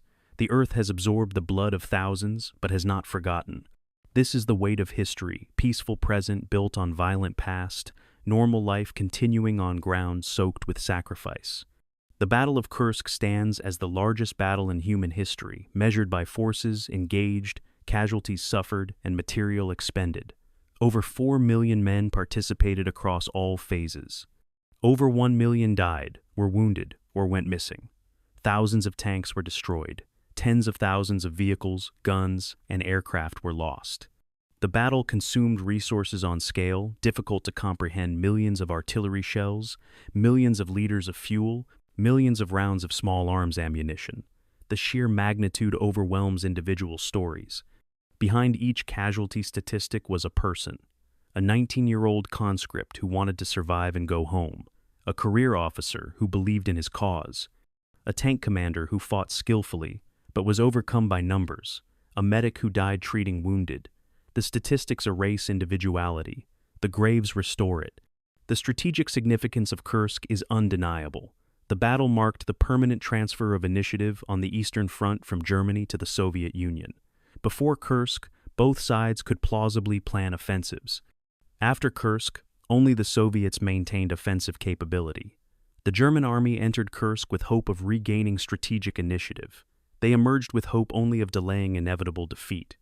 The Red Army entered Kursk on the defensive, uncertain if their preparations would suffice. They emerged confident in their ability to defeat the Wehrmacht in mobile warfare. The psychological transformation was as important as the territorial or casualty outcomes. Kursk changed what both sides believed was possible. The question of whether Kursk was the turning point of the Eastern Front generates debate because multiple battles could claim that title. Stalingrad stopped the German advance and destroyed an entire army. Kursk stopped the German offensive capability permanently. The subsequent Soviet operations drove Germans westward continuously until Berlin. Different criteria produce different answers. If the turning point is when German advance stopped, that's Stalingrad. If it's when German offensive capability ended, that's Kursk. If it's when Soviet victory became inevitable, that might be Moscow in 1941 when Blitzkrieg failed. The truth is that wars don't have single turning points, but cascading failures that accumulate until defeat becomes inescapable. Kursk was a watershed where streams of causation converged into a river flowing toward Berlin. The counterfactual questions haunt historical analysis. What if Germany attacked in May as originally planned, instead of delaying for Panthers? What if Soviet intelligence hadn't provided complete foreknowledge? What if Hitler hadn't canceled Citadel for the Italy crisis? The most rigorous counterfactual analysis suggests that German victory at Kursk was highly improbable under any realistic scenario. The Soviet defensive depth exceeded German offensive capability, regardless of timing. Soviet numerical superiority and industrial production meant that even a successful encirclement at Kursk would be followed by Soviet counteroffensives elsewhere. Germany's strategic problem was not tactical, it was mathematical. Insufficient resources, fighting a multi-front war against opponents with larger industrial bases. Kursk was a symptom of this underlying reality, not its cause. The human stories emerging from Kursk demonstrate how ordinary people function in extraordinary circumstances. The Soviet anti-tank gun crew that destroyed 6 German tanks before being killed themselves. The German tank commander who fought for 10 days, survived multiple tank destructions, and finally broke down psychologically after the battle ended. The medic who treated hundreds of wounded under fire, and later could not look at blood without trauma response. The civilian family that hid in a cellar for 3 weeks while the battle raged above them. These stories are both unique and universal. Unique in their specific details, universal in demonstrating human capacity for courage, sacrifice, endurance, and trauma. The individuals at Kursk were not heroes in the sense of being superhuman. They were ordinary people placed in situations requiring extraordinary responses. The technological legacy of Kursk influenced military development for decades. The tank developments stemming from Kursk lessons created the post-war generation of main battle tanks. The Soviet T-54 and T-55 series incorporated Kursk lessons about gun power, armor, and reliability. The American M48 and M60 series similarly reflected Kursk's demonstration that tanks needed powerful guns and thick armor. The British Centurion became the foundation of British armored forces through the Cold War. The combined arms doctrine developed at Kursk, integration of armor, infantry, artillery, air support, became standard for modern militaries. NATO and Warsaw Pact, planning for potential World War III scenarios, drew heavily on Kursk lessons about force ratios, defensive depth, and armored warfare. The intelligence lessons from Kursk shaped Cold War intelligence competition.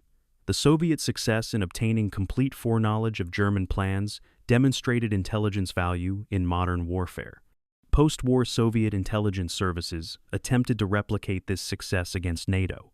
Western intelligence services studied Kursk as demonstration of why operational security was critical.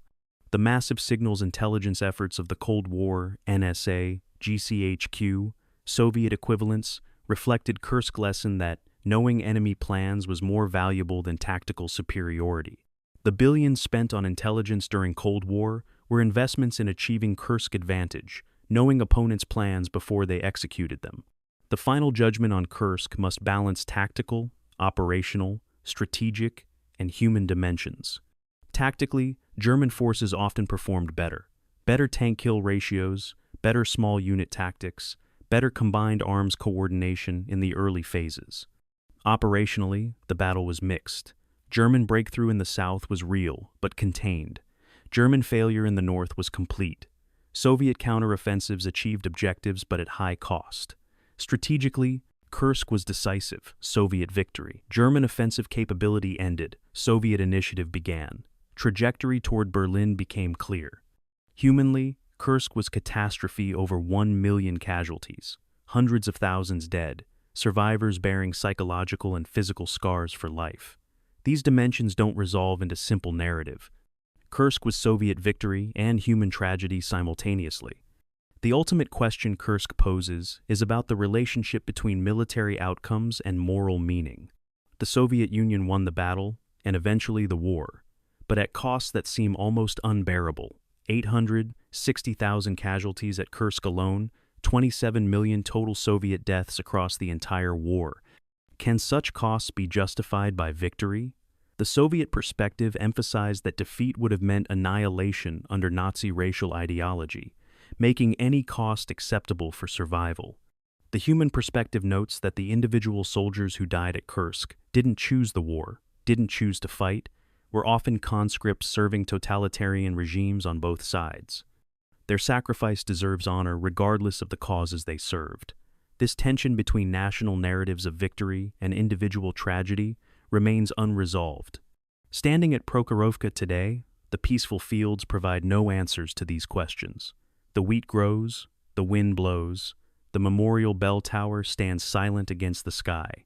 The visitors come and go, Russian families honoring ancestors, military historians studying terrain, tourists photographing monuments. The battle itself recedes into past, living memory replaced by recorded memory, veterans replaced by descendants, direct experience replaced by historical analysis. But the significance remains. Kursk was the moment when the outcome of World War II in the East became inevitable. Not predetermined human agency and military skill still mattered, but inevitable in the sense that Germany would need miracles to avoid defeat, while the Soviet Union needed only to continue what it was doing. The battle bought with blood and steel determined that millions more would die in the war's final 2 years, but determined also how that war would end. The price was terrible. The stakes were existential. The outcome shaped the world. This is the weight of history, that Prokhorovka bears the knowledge that this peaceful field was once the pivot point of the greatest war in human history, and the sacrifices made here determined the fates of nations and the lives of hundreds of millions. The past is gone but not forgotten. The weight remains.